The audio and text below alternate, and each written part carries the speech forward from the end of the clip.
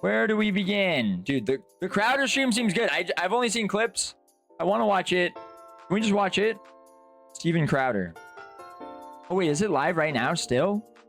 So, is Nick still on it right now? I don't give a shit. There's it's a couple okay, of no, it just ended.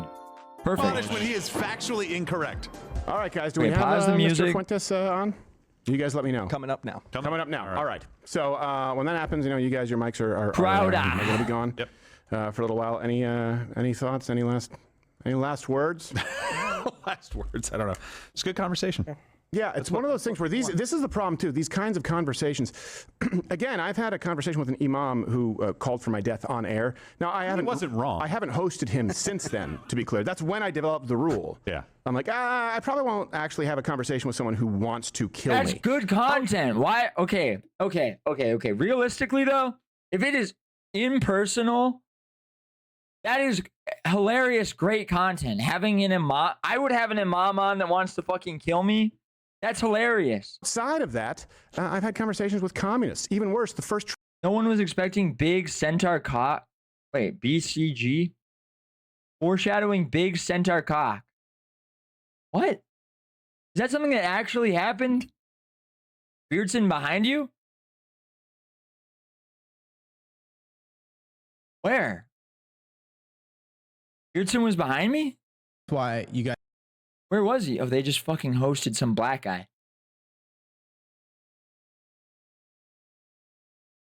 Where's Beardson? What? Beardson is a centaur? Yeah, why do you keep talking about a centaur's cock?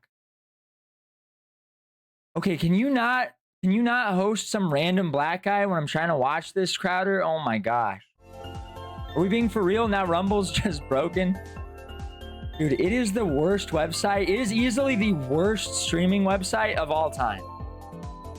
It's actually unbelievable how shitty... Sorry, I posted Fred. How bad... Sorry. I gotta watch. You always remind me, which I actually appreciate.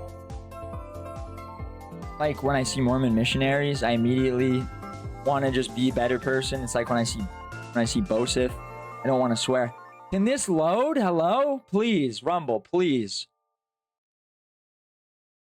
Oh, he streamed it on YouTube as well? Okay, good. Thank goodness.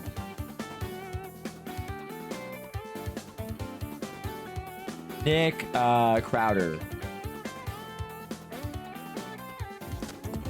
That's the reason or need to be raised. Okay, I want to watch this. I have not. You would say it. Now, I haven't seen the whole thing yet at all. I've just seen random clips. Dude, there he is. Dude, the collab we needed. A lot of people don't do that. Let me get this just out of the way really quickly. Obviously, on X, and that's a win. You're back. Nick J. Fuentes. Nicholas J. Fuentes. It's America First on Rumble weeknights, right? Yes, correct. Okay, and then as I understand it, next week you are going to be on Piers Morgan Uncensored. Yes, on Monday I'll be doing a show. I will warn you, Piers Morgan Uncensored is rather censored. I don't know. In what way? How do you mean? Well, he challenged me to use the N-word on the show, and I did it 3 times, stuck the landing in front of Mark Lamont Hill. They just skimmed past it and then edited it out afterwards. So no N-word, That's insane. All right, I'll have to keep that in mind. Right. I'll try not to use That's it. insane. If he asks you, well, would you say it, or he challenges you, and you do, he pulls a magic trick where people don't hear it. I'll have to record it on my That's end. I'll just crazy. blast off. Maybe if I say it loud enough, they'll just play it anyway. Well, I actually did that one time, so we can give you some tips. I had a buzzer every time someone would interrupt, and he edited out the buzzer. Not him, his producers. But Nick, I appreciate you being here, man. You know, right now it's a weird time where people are trying to tell folks they can't actually have conversations, no matter how much you agree, disagree. So if it's, I'd like to kind of set what my expectations are, because I did hear that. Fuck that other stream, says Karasu. Eaton ruined it. Who is Eaton? What are you even saying, Karasu? You said you hope this would be friendly. That's my goal too. The first thing I will say, we got into it with Jillian Michaels. I did, I should say, this week, where she was demanding people disavow, and I'll get to that. I hate, above all else, it's like I feel compelled to defend no matter who it is, when jokes or statements are mischaracterized, taken out of context, I've had that happen to me. Get this, I think it's happened to you quite a bit. Size. I don't want to do that. Pop out. All right. Hopefully, I think neither one of us does that. And I also really hate seeing gang ups, and that's why I killed the mics. If anyone here, I really didn't like seeing what happened with Candace and Tucker, especially after you appeared with Tucker, and it seemed pretty cordial. And then he took pot shots once you were gone. I promise you, I'm not going to do that. Okay, W. Steven Crowder calling him out for Nick. He's really glazing. That's crazy. Is that fair? I haven't seen this part at all. No, I appreciate that. Okay. And what I really want to do is I want people to It was actually Jillian Michaels. Jillian Michaels was like a lesbian that was on The View or something, wasn't she? Isn't that what it is? Wasn't Jillian Michaels on The View? She's like that really ugly bitch. Was she a host of The View? Bill Maher, The Biggest Loser. She's The Biggest Loser? Dude, she's so nasty. Ew. Oh, was she a fat bitch? Oh, she was maybe a fat bitch at one point or something? I don't even know. She was overweight in her youth, using food to comfort herself. Okay, so she was just molested. Obviously, she took martial arts and was a fat girl. Okay, so she was molested as a kid. That's sad. All right, anyway, next. Your views for what they actually are. And I know a lot of people are going to disagree. And some people, they'll be moved. They'll be convinced. And I want them to make up their own mind and be able to contrast it. So I ask that we're able to do that. I will also say, hey, look, I do want to thank you because, I've been subject to some concerted hit pieces myself. And you didn't join in on the dog pile, and I do appreciate that. Yeah, got to stand up for a guy. It's bros before hoes. Well, so, yes. So I'm with you. Now, I don't so much appreciate you implying that I'm bringing talking points from BlackRock or the Israel lobby, considering I've been sued by BlackRock, and even Rumble had to fight back. So I think let's just make sure we take each other's opinions at face value. He's calling I don't Nick think out? that you're paid for to say anything that you're saying, and I can tell you definitively that I've never taken a dime from an outside entity, nonprofit, or foreign. Do they bring up the cross-dressing at any point in this? Does that ever surface as a topic? I feel like that is the most controversial thing that Steven Crowder's even done towards any of us, right? Like, no? Okay, well. Interest. Is that good? Yeah, I believe you. Sounds good to me. Okay, all right. I mean, to be fair, you can just, that's like a millennial thing, though. That's like a millennial Gen X thing is I mean, I don't even know. I don't think they're gay. I think they, in a straight way, just genuinely think that it is the funniest thing ever when a guy puts on a dress. Like it's just a universal slapstick, hilarious joke to all Gen X millennials that if a guy, especially a big guy with body hair, puts on a dress, it is hilarious. It's like slapping your knee funny. Ah! Also, I want to make He's a big hairy guy and he's in a dress. sure we can issue so we're not mischaracterized. A lot of people watching. This is the last kind of ground Big rule. guy pants. I want to kind of address each Okay. issue point by point. I'm going to avoid point stacking, or just go rapid fire because people will use that, take it out of context. People go, and Nick wiggled out of this, and they do that with me. I want no one to mischaracterize anything. So with that said, Yeah, he's a big hairy man that has the backbone to press Nick, but also enough balls to wear dresses. Ah! Woo! Yes! Like, it's like how, I mean, Karasu's in chat. Karasu will dead ass defend Rocky. Now, this is way worse than anything Steven Crowder's ever done. He'll dead ass defend Rocky Mountain or Rocky Horror Picture Show. I always say Rocky Mountain. That's like Utah. Rocky Horror Picture Show. I have a couple of rapid fires, but I think you're going to like them. Okay? Okay. Yeah, sure. These are layups, and I mean rapid fire. Karasu thinks that's funny. I want to give you the floor. Nick, I think there's some misconceptions of you. I've heard this said. Can you clear the air? Nick You ain't laughed until you've seen a hairy nutsack sticking out the bottom of a pair of panties. Boy, I tell you what. Fuentes, do you hate all Jews, sir? Hokichi, what does this mean? No, I don't. Okay. Do you consider yourself an Oh, you won't cross-dress? I guess you're not very secure in your masculinity. Yeah, that's a good point. To be fair, Oscar, that's a good point. anti-Semite, a noted anti-Semite? No. Okay. Clears that up. Do you believe that white people are superior to all other races on the planet? No. Okay, so he just fucking cucked. Do you want to eradicate all non-whites from the United States? No. Absolute Okay, well, cuck. Barry Weiss will be very happy to hear that. No doubt she's watching. And then because this happens a lot, right? It's Tucker did this with you. Fed. Nick Fuentes, are you in fact a Fed? No. Okay. You let me down. I'm going to get through these He's not really even a quickly. fucking Fed. There's not much. So this week, Jillian Michaels will be on the show next week while you're doing Pierce Morgan Censored. And she said that we need to disavow you, and specifically said you had said that women either want or need to be raped. Now, I looked for this. I have not found as a matter of prescription from you, correct me if I'm wrong, that you believe women should be raped as a matter of policy.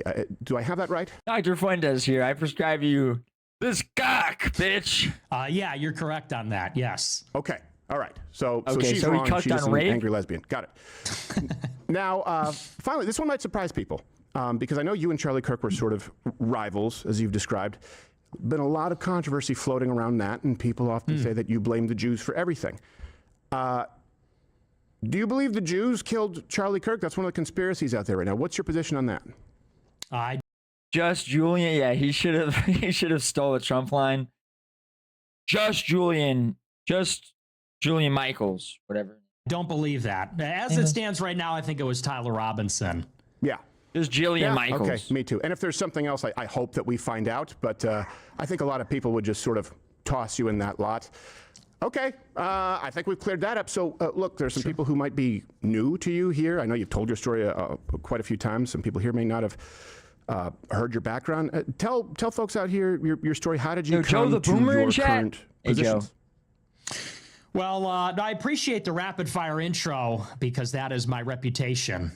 That's what people say is that I'm pro rape, want to kill everybody, whatever. So I told you know you'd like my them. audience. Dude, you know what the most annoying thing about Rumble is? Them showing that's not his @ on Rumble. His @ is Nicholas J. Fuentes. But when you're typing it in while you're driving your car on the highway and you're almost getting in a wreck, and it's like Rumble already has the worst slider thing to like skip the 3-hour intro. If you type Nick N-I-C-H, it stops showing his name on the mobile app. And it will start showing you fake versions of his name. But if you just type N-I-C, then it will show you it, which doesn't make any sense at all. Because it's like his @ is Nicholas J. Fuentes. So like, why? What is going on? Why? Maybe it's because the channel's name is Nick J. Fuentes. Maybe they're not even doing that to mess with me or mess with him. But that messes me up every day and I almost die. Okay? Daily.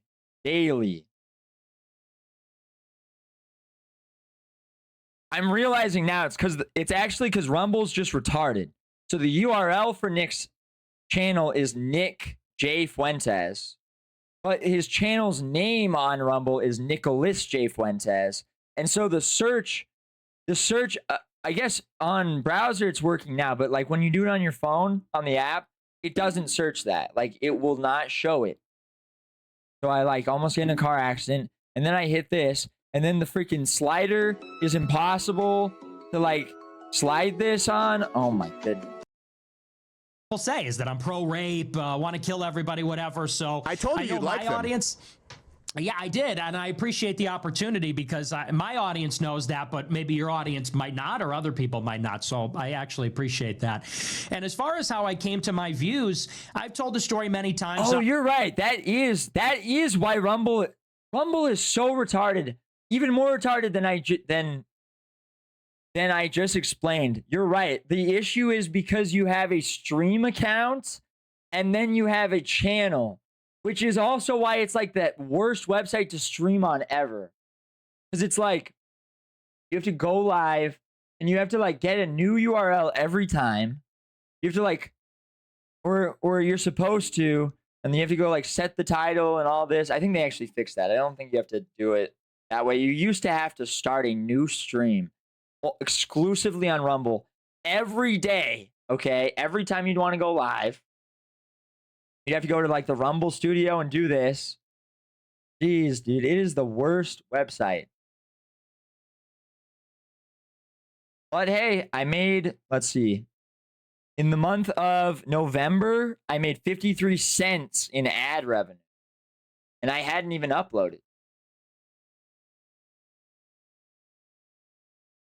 How do I only make 50 cents for 9 hours viewed? That's so messed up.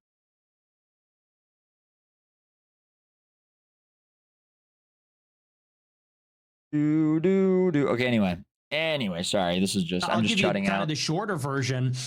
And feel free to jump in or ask me questions or clarify. But I was a fairly normie conservative in high school. I was very political since I was 12 years old. And like everybody in those days, you know, there wasn't a lot of stuff on social media like conservative informational content.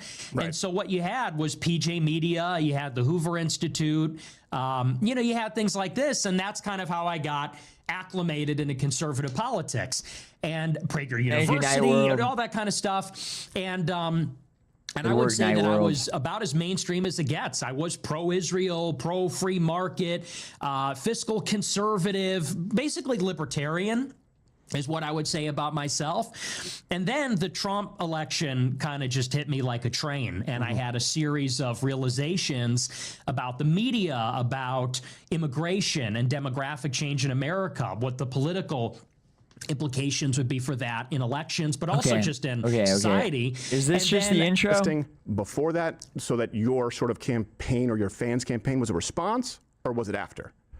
It was completely before. Okay. So just for the timeline, it was December 2016, and I didn't start my show until February 17. So it's COVID. Conservatives, period, for many years. And so, you know, even I just want to skip the freaking intro. I understand why he does it. Like, this is not me e-logging. They ask him to, and he's like on a show with a new audience. Okay, obviously. Like, I get it, but like, the Israel stuff. Let's just get to the meat, right? Nobody knows the fact that they were kind of the beneficiaries of a monopoly in the sense that like all their competition got banned. Anybody that was dissident, anybody that was controversial, basically was no platformed, not deplatformed, no platformed. Yeah. And I think you got caught up in that as well. I remember it pretty well. Well, their contracts require it. And by the way, I was never the one to release. Just to be clear, there are some people there who I'm friends with. Jeremy Boring was never one of them. The contracts necessitated it, right? Where they would penalize their own creators. I believe it was 25% for the first YouTube suspension, 15% more, another 50. If you read the contract, 15% for Facebook suspension. And so my issue wasn't the money. My issue was like, well, first off, this would be 110% penalties for me because I'm literally suspended from all these places right now. But this is de facto doing the bidding of big tech. And that's the reason for it. I didn't like being put in that position, but yeah, so I can understand it. I can understand why a young guy. That's crazy. When you're like working for the Jews, you have to follow the Jews' rules, or else they'll ban you. That's crazy. That's insane. Why would they do that? Would feel they'll penalize you, betrayed. It's almost like they're like in line with them. Or feel hung out to dry, and I think that might explain it quite a bit. Even if we disagree with your views, like I told Ben Shapiro in 2016, 2017, I don't think we should be giving any money to Israel. Now, unlike you, I support them over Hamas morally, but I think we should stop funding all sides of the war in the Middle East, and hopefully you find that a reasonable position, whether you agree with it or not. I don't think that's extreme, and Ben didn't seem all too bothered by it. But I also invited him to be on the show, and he was going to, and he disappeared. But I just saw him on with Don Lemon and David Pakman. So I guess they're not so fake. Ben is so fake, bro. That's interesting. So he agreed to come on, but then he canceled? Yeah, it was just sort of informal, you know, by text, and then I just haven't heard back from him. He's been on the show many times. Crowder talks about when Groyper showed up. Yeah, I heard a little bit of that clip. I want to see that part. So I'll give you credit, Nick. Candace, Tucker, Ben, Mark, everyone invited on. You're the only one with the balls to show up. I have to give you kudos for that. Yeah, no, and I appreciate, even though you didn't call me out, I saw the clip. I was like, where's my I knew you would call-out? show up. You're like the candy. You're like the candy man. I say your name 3 times in the camera, you'll show up. No, but we did reach out. Wait, look at dog tunas. Look at the emote dog tuna just used. Where did you get that? What is that? Coleslaw Willie? Clean? Coleslaw Willie. All right, that was just nice. I just like that. We didn't want to because we didn't want it to be a conflict. We had already communicated, or my producer had, and I didn't want to call you out as though you were ducking. Those other people have been ducking. Oh yeah, totally fine. No, and I'm here, and I appreciate the opportunity to speak with you. Right, that's and, why. Yeah. You know, I think we agree on. Maybe this is going to sound like I'm kissing your ass a little bit, but I do always feel like you were less bad than all the other people in the conservative movement. That's high praise. Well, and I know that sounds lame, but I mean, you know, during the Groyper War, I know that Groyper showed up to your events, and I remember thinking, like, Crowder's he's not even really bad on many of the issues, like Daily Wire, even like Turning Point was 6 years ago. They got a lot better in the intervening, maybe the past 3 years. Yeah. But I always think you have balls. So I think you're one of the more creditable people in the Con Inc. kind of scene. Well, come on. I've don't put always me in that said scene. that, That's the thing. I'm not in that dude. scene at all. I've been rejected by that scene, just maybe not quite like you, but quite a bit. I mean, I said the N-word on Pierce Morgan. That counts for something. I will say this, though. Hard R? There was a... Dude, come on. Make him clarify. Come on. Make him clarify. Did you encourage the Groypers to go, or was that their own thing? I mean, we already know. He didn't That's say it just with a to hard clear R. I don't know. So long ago, you were not one of our major campaigns. We were really focused on Turning Point. So you might have been on the calendar. We threw together a calendar and said, these are all the speaking events in the fall. But we were really focused on Charlie Kirk more than anybody. All right. Well, then could you give me a word that you're not going to send them to like stand-up events going forward? Well, I didn't send anybody to a stand-up thing. Well, it was like an event, but I was just basically I was dressed like Che Guevara, like it was a Halloween. It wasn't the same kind of thing as Ben Shapiro. I was wearing a it might have been dress. Brett Kavanaugh with a beer helmet. Like it's not the I might have been wearing a dress. I'm not sure. same kind of blur. show. Sure. Yeah, no, I won't send anybody your way. right. I promise. Because here's a funny story before we get into it. Because the Groypers back then, they kind of had like rankings. Do you remember that? Do you remember this? Okay. Yeah, oh yeah. So who could forget? Okay. So you do remember. So I'm glad we're able to talk about this because, and by the way, we'll post all the videos. I heard this part. Like I saw this clip already. Do you think he's referring to like CWC or who? Because he's saying that there were like Groypers that were like private corporal, like sergeant, and they were like organizing like this. And like we definitely were not doing that. Like I was in those group chats, and it was literally just like. It was just like, okay, yeah, chapter heads, like people that were like leaders in organizations in those areas, whatever. Like maybe work on the questions with them, make sure you don't have like freaks going, whatever. That kind of thing, I think, was like the main discussion. No one was coordinating like order to go in or like whatever, like some of the questions maybe were ghostwritten or something, I think, or like they were edited a little bit to be asked, but like it wasn't like that at all. So was that like CWC? Like who was doing this? Links like references in the description. So if we have a clip or some people can see the whole context. I believe it was at SMU. Ryan Sanchez, fall in lines, private. And I knew they were coming because I was posted on this calendar. And so, again, the same way Infiltrated Sergeant Sanchez. I knew every single one of them. And I knew they had rankings. I don't remember. Maybe it was like private admiral, something like that. But here's how I kind of also, it was a little bit of a mind trick. So you'll appreciate this. It was nothing super bad. I said, okay, everyone who agrees with me, you line up on this side of the auditorium. It was like 2,500 seats. Everyone who disagrees here, we're going to go 1 and 1. And I saw all the Groypers line up, and they were supposed to go in a sequence, like private to general. The last second before we go, we have to change something in the venue, and we swapped the lines so that the wrong guy went first. And that just doesn't even make sense. There was an order from private to general. What is he talking about? What the fuck is he even talking about?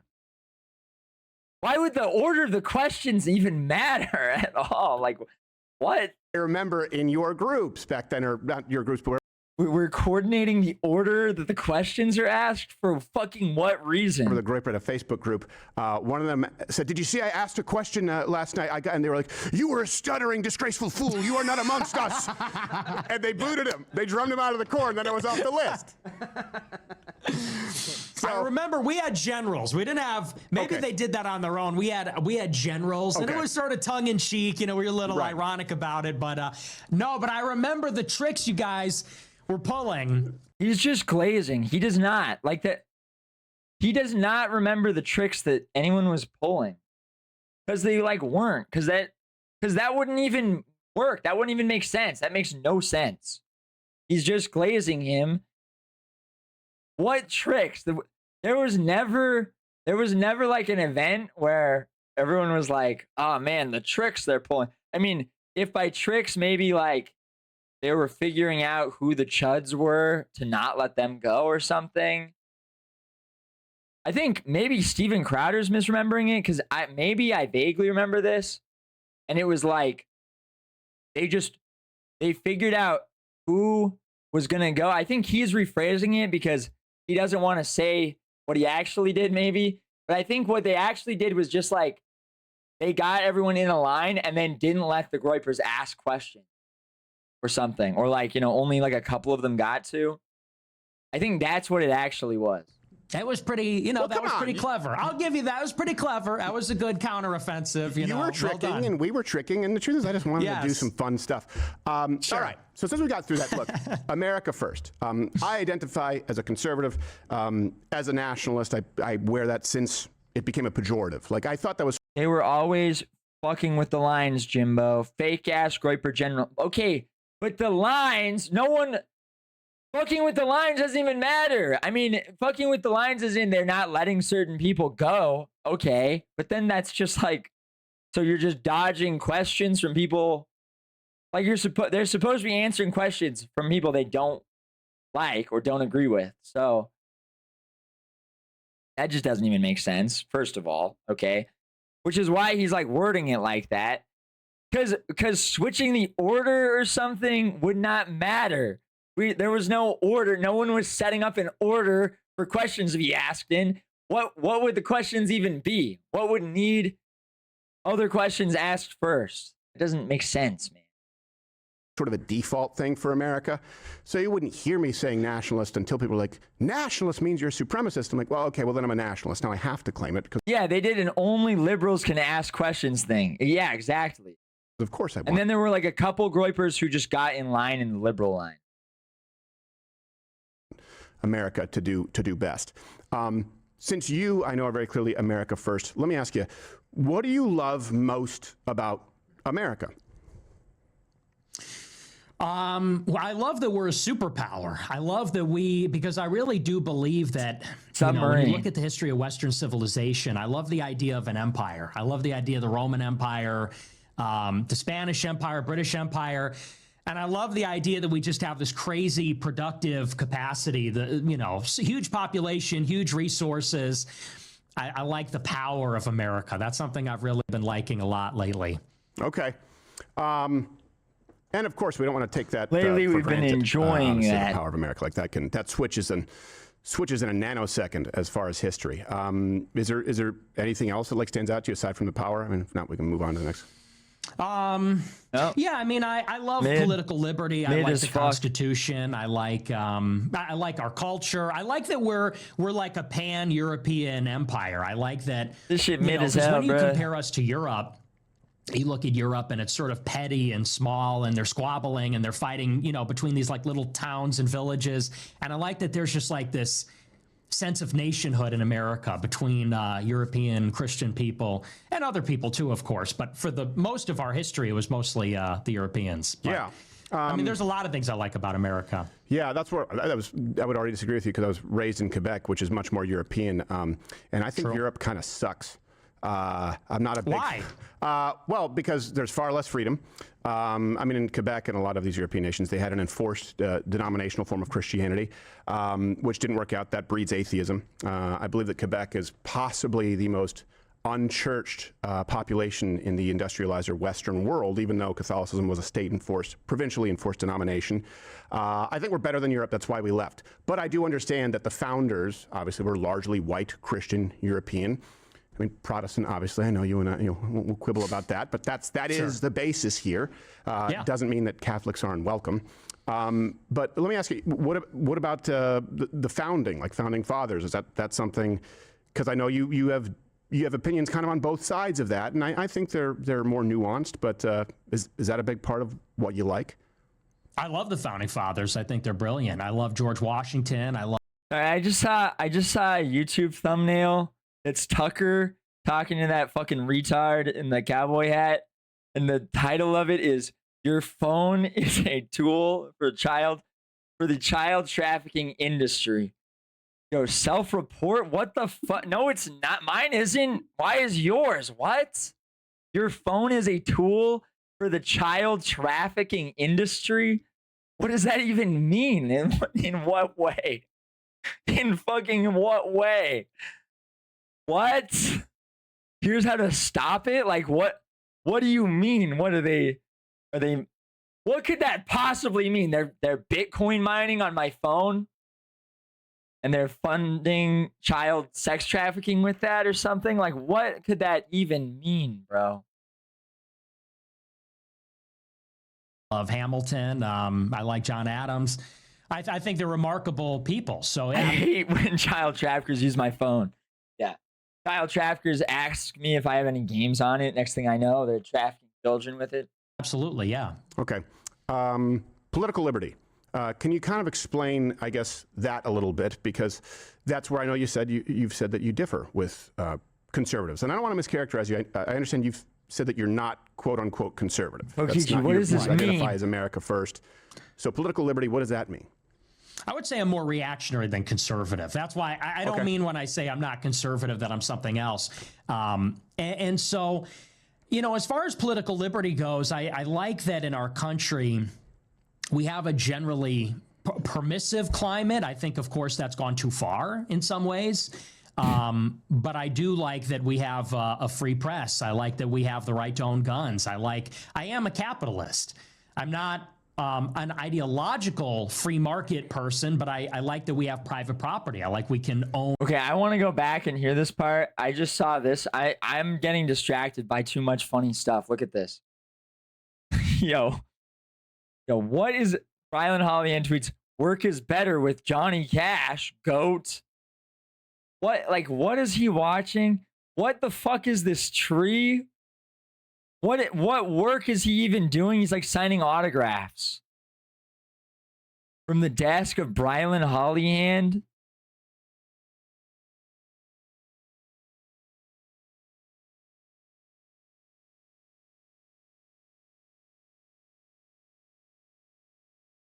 What is he even doing?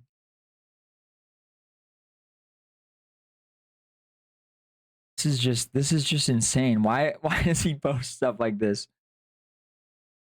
Dude, I love Charlie Brown. Okay, anyway, what we earn. But I do like that we have a free press. I like that we have the right to own guns. I am a capitalist. He's woke. I'm not an ideological free market person, but I like that we have private property. All right, choose one. Can own what we earn. And on some level, I like that we have a republic. I'm very into the idea that we have Republican sovereignty.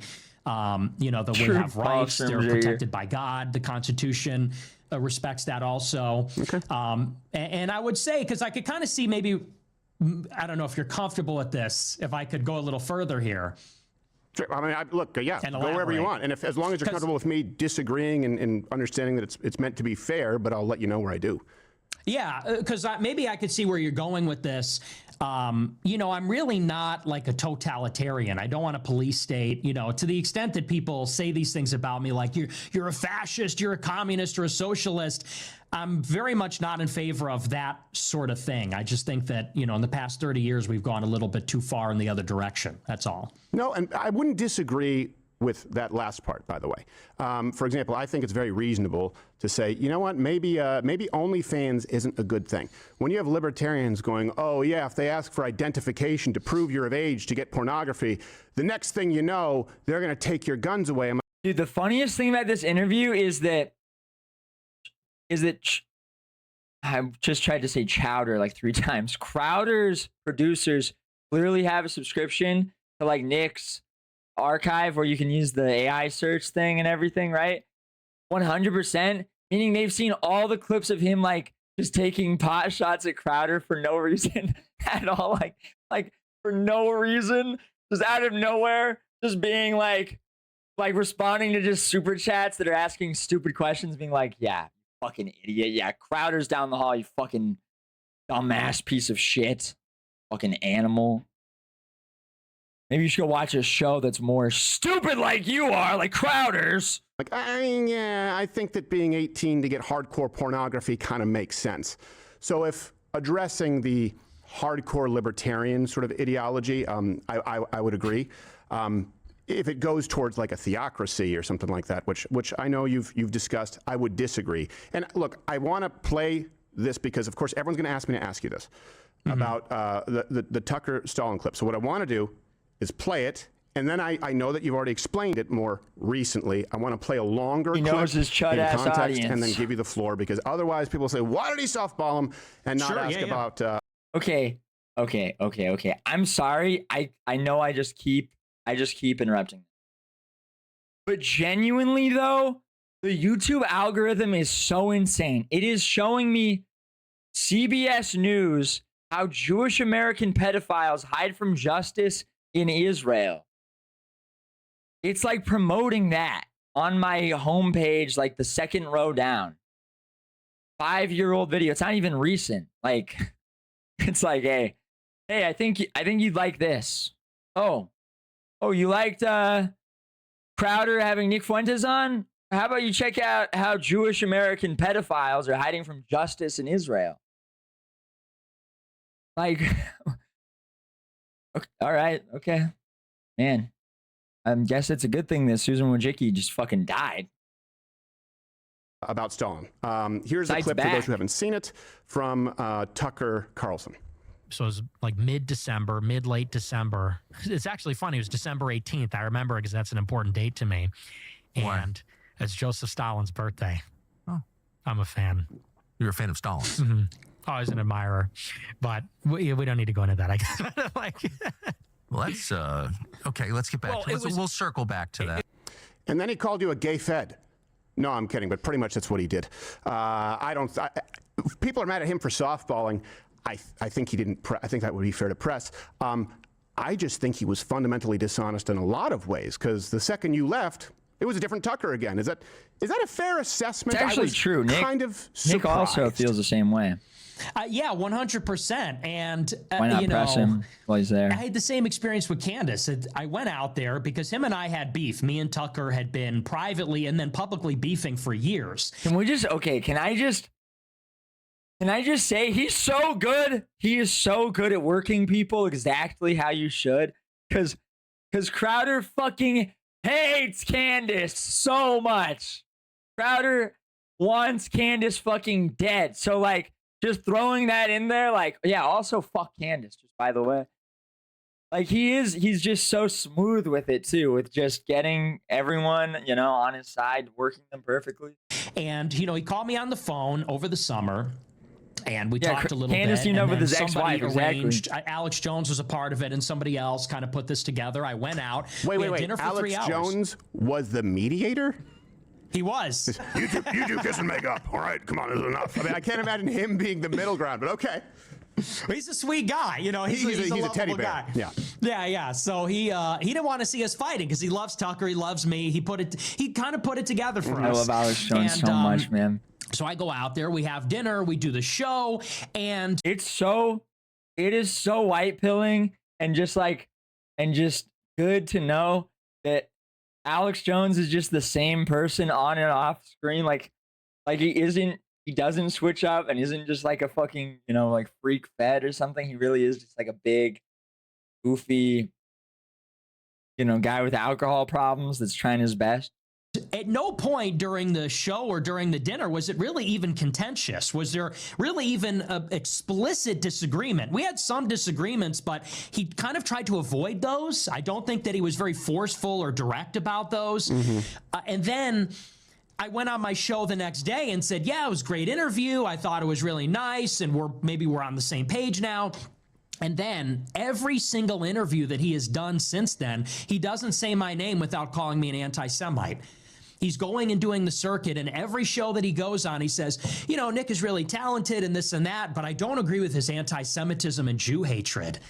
And I'm like, okay, so where was that during the dinner? Where was that during the show? I didn't hear that during the whole thing. I'm an anti-Semite now, and I wish he would have brought that up during the discussion, because I would have loved to discuss that or to dispute that or whatever, but it's like you said, I got a completely different Tucker after the fact in all these other shows. He's going around and telling everybody, that like it's the making of a murderer. Right. Like I could see why people like him, even though he's like so awful. Like you're the Averys. Yeah, you got them Jews there. Oh.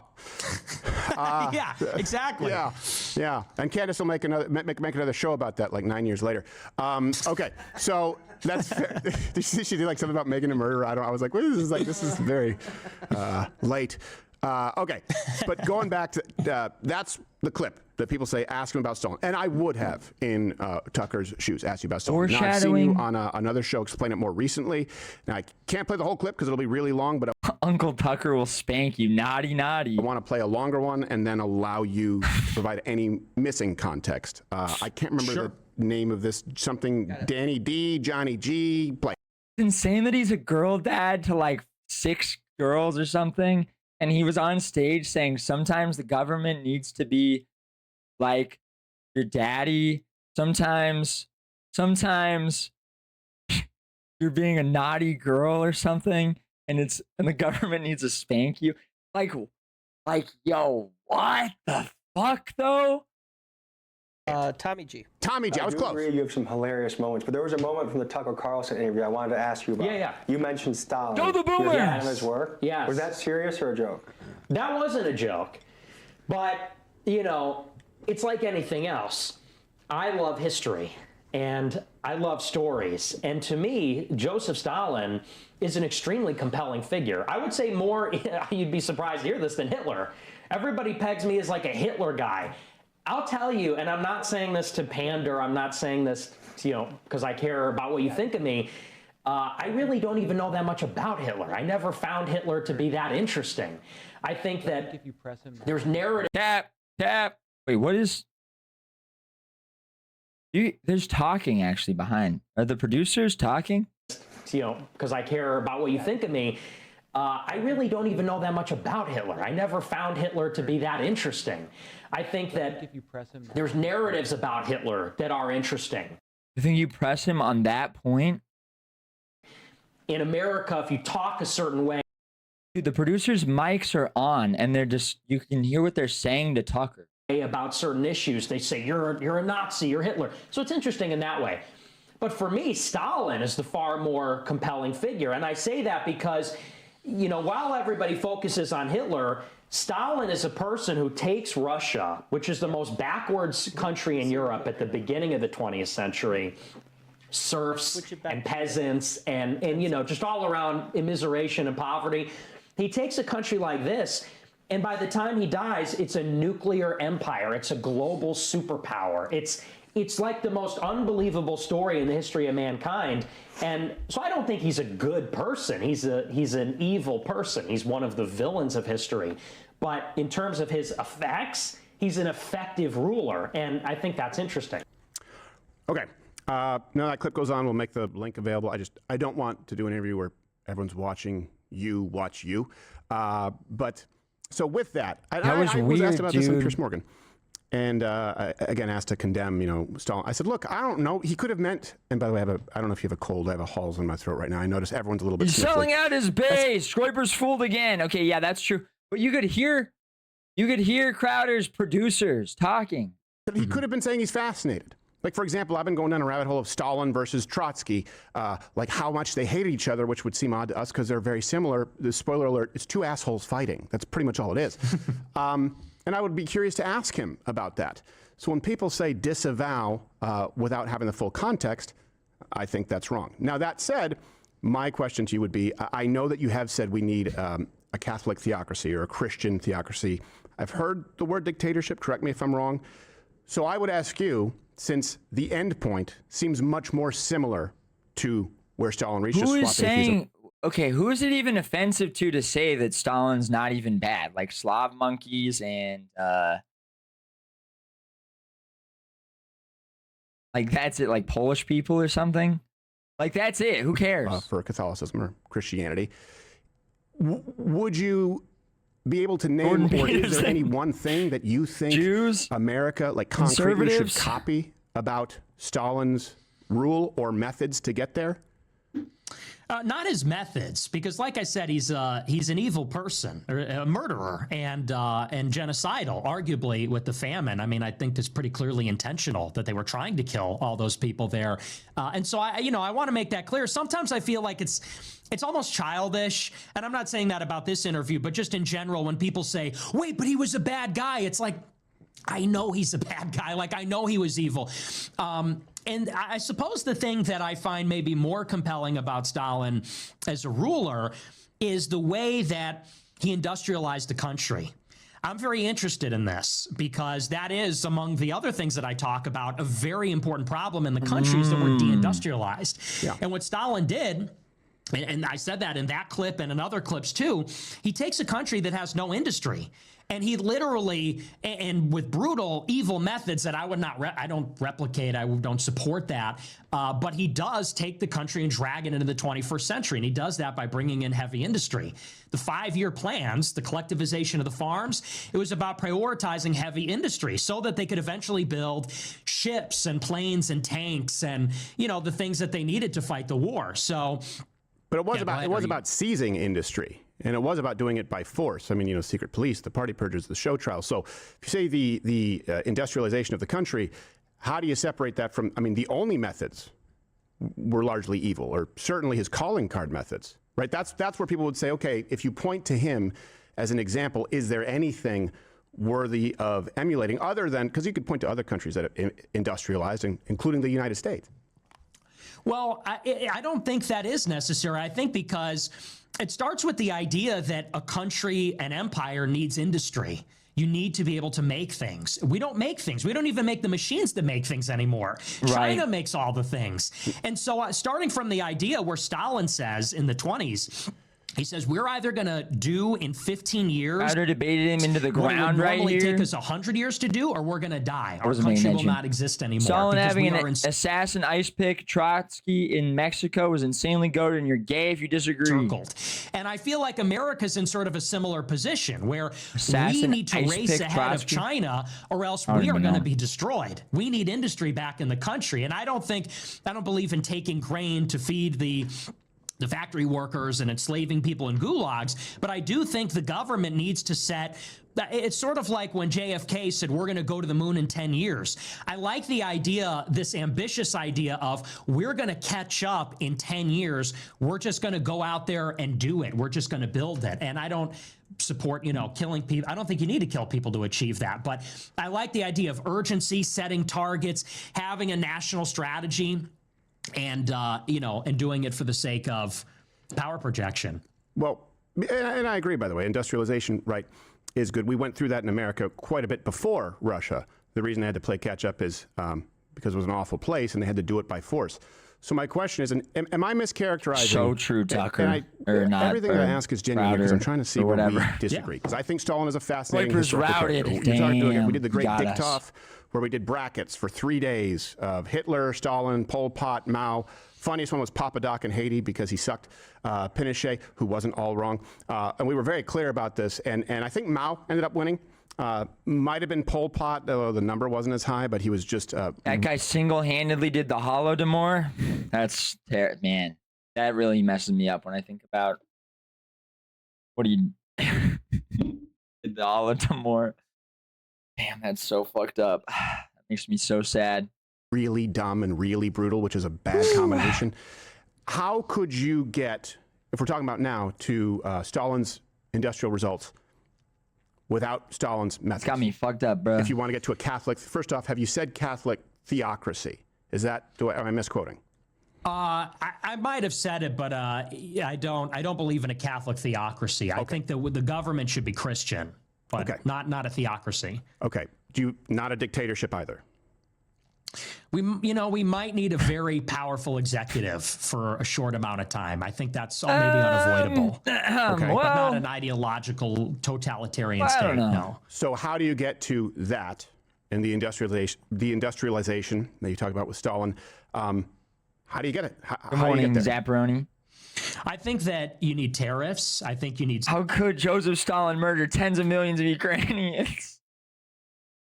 No! Subsidies. I think you need a not white Ukrainians. massive public works program, something like the New Deal. I need a moment. And I know you're probably not a fan of that because I know you're a huge free market guy, but I think that one of the things the free market doesn't do well is it doesn't allocate resources efficiently on like a long-term timeline. In a long-term timeline, America needs to have a ton of industry to be able to support its Navy, to be able to protect supply chains and trade routes. And the free market has not been able to accomplish that. So I think that the government needs to intervene in this case and basically say, like, we're not going to import these manufactured goods from China. We have to make them ourselves. We need to subsidize them. And maybe we bring people on, onto the dole of the state in a public works program to accomplish some of these things. So I believe in an intervention from the state to do that. Well, okay. So I understand, by the way, tariffs, I understand. And especially when you look at the revenue, they'll be Are they really discussing like what the totalitarian, what the dictatorship, how are we phrasing this? What the Total Aryan Victory Party? Wait. The moderate right, center right government is going to look like? I don't think that's an infringement of the free markets. I think it's a correction of an unfair market, of a market where we've been fleeced. So I think we agree on that. The not one party state, Total Aryan Victory Party of America. These are massive public works. I mean, we have a debt. Is it? Are we at eternal victory 39 trillion? and glory? I haven't looked at the clock recently. So I certainly wouldn't say that we haven't been subsidizing things. We absolutely have, and we can't afford it. And the old joke, right, in Russia is they pay us to look like we're working, and we look like we're working. Like they look like they're paying us, we look like we're working. What form We've of done this government here is in the best? States. I mean, if you go back to FDR, and maybe you're a fan of FDR's approach. Certainly Barack Obama, the biggest modern spending package. I was around for that. Shovel-ready jobs was awful. And same thing for Russia. I mean, if you throw enough bodies and human suffering at something, you can get something done. But even then, it was still significantly behind the world that was more free, the United States. So where have we not done it? Because I look. He already went over this. He already said he's like a capitalist. Like, that's why. Get it, and He already said have been subsidizing almost he's like generally everything. a capitalist. I agree with you on China. I agree with you on tariffs. I think that's a huge Or threat. pro-capitalism. What would that look like? Well, I don't think we've been subsidizing industry. I'm not saying just like subsidies across the board. I mean, we need to actually subsidize and prioritize the industries that we need in the country. So like, for example, the CHIPS Act, I think that was a great thing. I don't think it was enough, and I don't think it was comprehensive, but I want more things like that. Like, there's no reason why, they're doing it in Arizona. They're bringing TSMC over to Arizona. They're building a chip fabrication facility. We need that. And I think the government should give tax breaks or just straight up give subsidies to the companies that are going to do that. And I think that we need aggressive trade negotiations. I guess maybe where we It's funny because it's like the issue actually with that is not having a powerful enough executive. Because it's like if the government subsidizes things too heavily, it will just start getting ripped off. And you need like a powerful enough executive to go like hang the people trying to rip off the government. Like, you need a powerful enough executive where anyone doing the job is terrified of like ripping the government off, because they'll just get like raped. differ ideologically is that I want a very smart government. I liked what Doge did. I like the idea of bringing people from the private sector into the government. Yeah, that's true. Twitter and Facebook were created from whole cloth by In-Q-Tel subsidiaries. Yeah, that's true.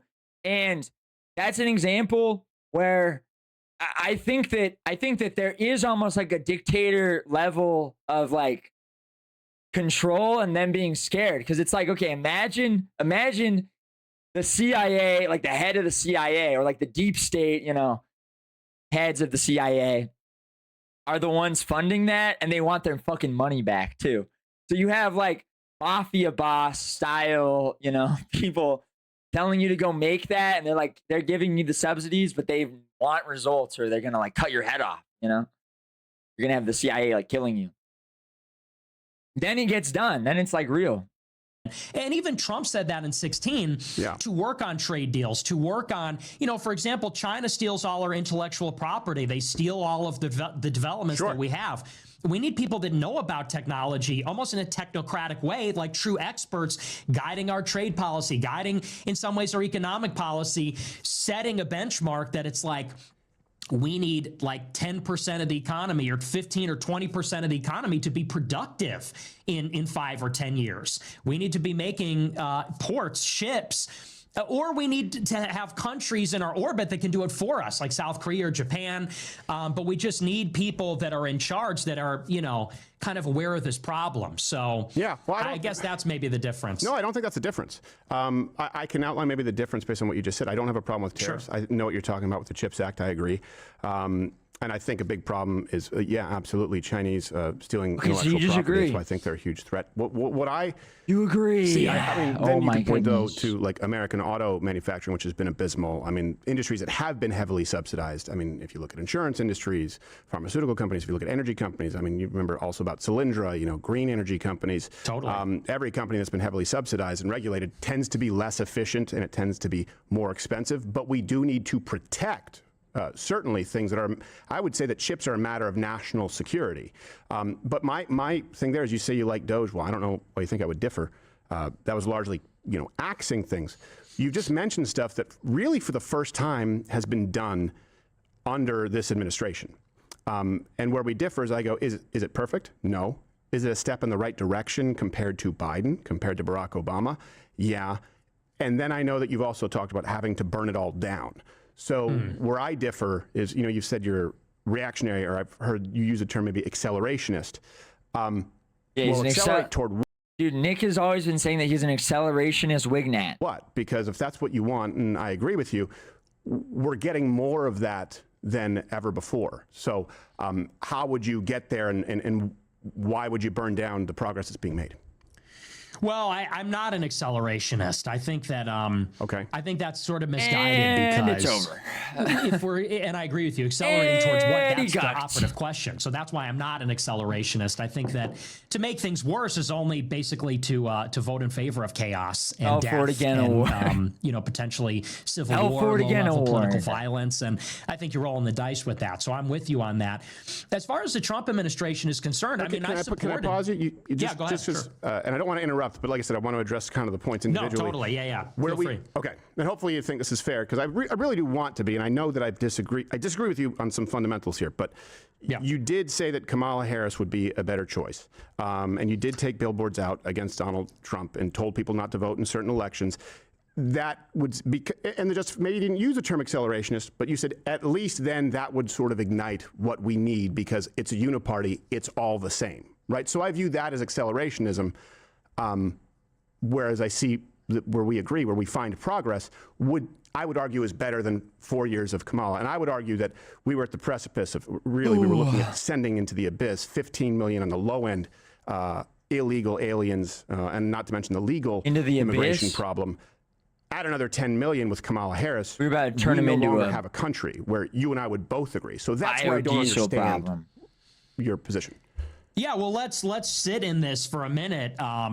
So first of all, and I just want to clarify, I know you know this, but maybe your audience doesn't. I never told people to vote for Kamala. I didn't vote for Kamala. I never told people to vote for Kamala. I didn't endorse Kamala. My plan in and again, as long as we're in good faith, I'm going to explain to you my thought process on this last year. it looked at one point like this was going to be a very contentious election, like it would be very close. It turned out not to be, and eventually it became clear that it wouldn't be. But it seemed like maybe this election would come down to one state, like Michigan or Wisconsin or Pennsylvania, one of the 3 Rust Belt states. And my problem in 24 is that Trump was not promising an immigration moratorium. In fact, he was saying the opposite. He said that he would staple green cards to diplomas, which is a very famous policy. It's been around for decades, and Democrats and Republicans have said, we're going to give green cards to every foreign student. He's writing that down. Write that down. Write that down. And then the other thing is there was a rumor that he had a quid pro quo arrangement with Miriam Adelson that he would allow Israel to annex the West Bank and intervene in the war with Iran. And so those were kind of my 2 issues. As I said, if we elect Trump, we're going to get all these Chinese and Indians.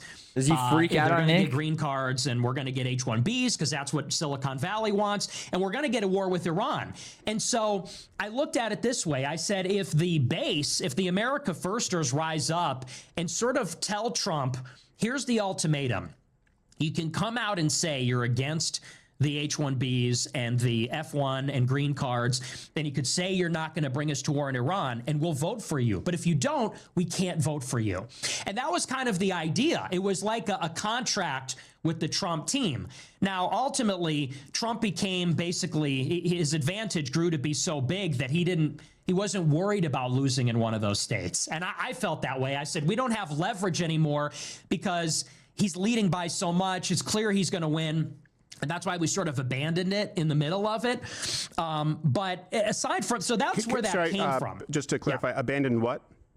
Abandoned that project, the Groyper War 2, because we were going to go to Michigan and we were literally going to knock on doors and hand out leaflets and stuff. And we said, you know what, let's just not anymore because he's going to win anyway. So we bought one. So you were trying to sabotage him. Tell people to vote for Trump, the Groypers in Michigan? Yeah, no, to sign on to something like a pledge that would say, we will not vote for Trump unless. That was kind of the idea. And we sort of spun that up, but we abandoned it when it became clear that he would win. Okay. And I understand that, by the way. I understand the idea. Crowder just shills the admin. Is he going to get the representatives upset? accountable? I mean, that's why we have primaries. But Charlie Kirk said the same thing. Because a lot of people just don't run in primaries, and that's a viable option. But I do remember Crowder internally what caught me off guard, angry, you saying that Kamala Harris was a better choice. And I remember part of what you said was because Trump, if he's elected, legitimizes the system. And that would be worse. You didn't want Trump to be elected because it would legitimize the system. Explain what you meant by that, because that sounds to me like you want to delegitimize and almost revolution instead of Trump. Well, and here's the thing. I think that Trump is obviously the better president if you're just taking like all the nominal figures, like fewer illegal immigrants, he secured the border, the economy's going to be better, the government's going to be more efficient. We're in agreement on that. Here's the problem. Right. And I try to make people think about it in these terms. And I don't want this to sound like a cop-out, but I'm trying to get people to think, which is that Christmas Mog. Trump gets elected. And let's think about what happens on day number 2. Whereas in 2020, everybody said the election is rigged. Like 86% of Republicans said, the election was BS. Now it was close to half of Democrats too, I think. Yeah, it was substantial. It was across the board. Now nobody believes that. And whereas at one time people believed the system really needs to be overthrown, like we really need radical change. Now they're saying, Trump won. I feel relieved. Now we're okay. And look at the things that Trump has done. And we're going to get in. I can tell we're going to get into some of these things. The Epstein files, bombing Iran. And I'm not gish-galloping. I'm just giving a little list of things I don't like. The H-1B visas, the 600,000 Chinese students. Kamala would be better? All these things happen. And because they're happening under Trump, he is literally just going to be the comeback. The comeback is just going to be moneyed interests that are like Crowder's just going to, for the next hour, just be like, and you think that Kamala would be better in that regard? Okay, so you think that Kamala would be better. Which it's like, dude, it just doesn't even fucking matter. Responsible for them. And I do think that deflates a lot of the fervor for change that existed before. And I just think sometimes, is that necessarily better in the long term? I don't disagree that Trump is there's a very big pragmatic benefit, but in the long term, I worry about that. Yeah, I definitely think it's better in the long term. Would you rather be raped in 5 years or 10 years? I don't know if you saw, we did an entire hour on that. H-1Bs. I was throttled as And a result boom, Crowder wins. well, I can't say Elon Musk directly, but I believe I perhaps called him a retard, whatever it was. I insulted him quite publicly, and for my troubles, made $27 in the course of a month on X. Ashley Sinclair made like 26 grand in 2 weeks. Who knew, right? That's kind of odd. Yeah, I agree with you on H-1Bs. I will tell you, worse than 600,000 Chinese students would be another 15 to 20 million illegals and changing the census rule, which is what we were looking at, where that redistricts the entire map. And there's no chance to any type of conservative, Republican, nationalist, populist being elected again. And I do think that there was a lot of progress made. I would go, a lot of wins. Hey, Nick, don't mess with the Mug Club, buddy. Yeah, somebody needs to tell him. It's not only the board. 99% is Don't not marginal fuck to around me with as far the as Mug reduction. Club, I dude. think that's pretty I significant. joke. But I'd like to go to, I understand where you're coming from. I understand that perspective, but I also don't understand what the threshold is as far as, okay, burn it all down, or we want to delegitimize the system. Because I know we lived through that, like you just said. Republicans thought it was an illegitimate election.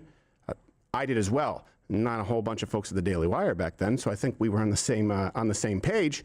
And I also, obviously, when we had the lockdowns, all of that, we then lived through 4 years of Biden, right? So it was already seen as not legitimate. We saw the results. I think the results of not electing another Biden is better. But I would like to roll a clip, because I think it's in this vein and might help set it up. It was where you discussed, Epstein, too. That's the one thing. Of course, I absolutely agree. I don't know if you know, I recreated the Epstein cell down to the millimeter and tried to hang myself with a force meter. I saw that, yeah. It's possible, not likely. So I thought it was a huge mistake. I think Pam Bondi's an idiot. And I mean actually like an idiot, like she potentially could be a mongoloid, using the term hate speech. She's a moron, and I've always said that, using the term, and that rollout was terrible. That doesn't undo the things that a lot of people who elected not just Trump, but the cultural wins that they want. I think there's a lot of good there, and I don't think burning it down is the best approach. But here you mentioned a new potential coalition. And I think sort of lay out a prescription as to how to go forward. I'd like to ask you about it. And again, we'll make the link to the full show available so that no one mischaracterizes anything. Ro Khanna and Thomas Massey working together he's pressing him against the interests to compel the files. What do you think that has? A 90% approval rating? True. If you had progressive Democrats and nationalist Republicans working together, let's say to compel the release of the Epstein files, what kind of approval rating do you think that has? 90%? And what if they got together You're and gonna they work opposed together foreign with aid to Israel? AOC? What approval rating do you think that would You're have? a fucking 90%? Do you think Democrat. that Republicans or independents running under that brand, do you think that would become more popular or less popular over time? 4 becomes 8, 8 becomes 16. It snowballs. And we need to propel someone into the White House that is just a populist. If the right can come down on health care and on a social safety net and maybe on some subsidies for education, and if the left can come down on the anti-white open border stuff and they can agree that we have a country, that party will win 90% of the vote and rule for a century. That's the compromise. That's the populist compromise. He's a fucking communist. There it is. And I think you were, you articulated that pretty well. I would say Epstein already has a coalition. Everyone voted to release the files except Clay Higgins, who is a punchline, deservedly so. Like, that's the first time everyone knew Clay Higgins. Like, he really must love pedophiles. I wish I loved anything as much as he loves No one else knows who that even is. defending sex islands. Yo, be for real, chat. Does anyone in chat know who Clay Higgins is at all? Am I alone? Hold on. Am I an idiot? Or does anyone else even know what he's talking about right now? Okay, I would like to hear your prescription for how that works. Because I would say this. If the only compromise was the left on immigration, and if I believe that there was any semblance of a reality in which they compromise on immigration and compromising on free markets to varying degree, okay. But what do we do with the Ro Khanna on the Second Amendment, on the First Amendment, on transing the kids, on reparations that someone like a Ro Khanna or any member of the Democratic Party, but Ro Khanna specifically says is a a priority economically and morally on abortion. What do you do with all of the other compromises that aren't listed? How does that coalition work and bring me through the end point? Well, and I'm not a huge fan of either of them, actually. You could also say Thomas Massie on H-1Bs. You could say Thomas Massie on immigration also. You could say him on Israel also, as far as his biggest donor. It's not AIPAC, but a lot of influence. Certainly. Yeah. Certainly. But what I'm referring to is maybe more something like Trump 2016, who is basically a populist. And you look at Trump in 2016, and to me, that's kind of the prescription, where it's like in 2016, he comes out and he says, we're going to get the money out of politics.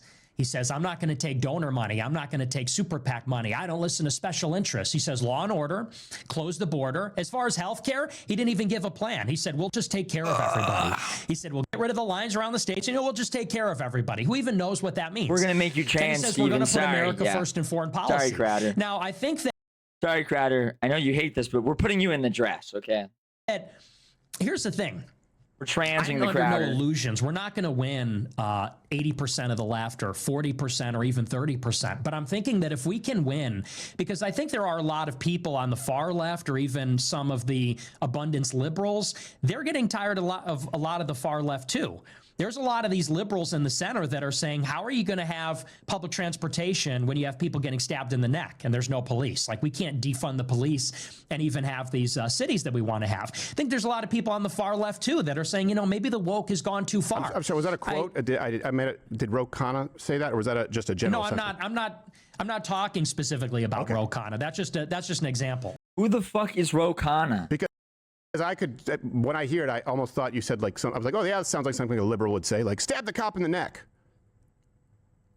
No, when people are being stabbed in the neck by like black people, for example. Oh, that's also something I could hear a leftist supporting. But yes, okay, go on. I just didn't know if it was specific. Okay, yeah.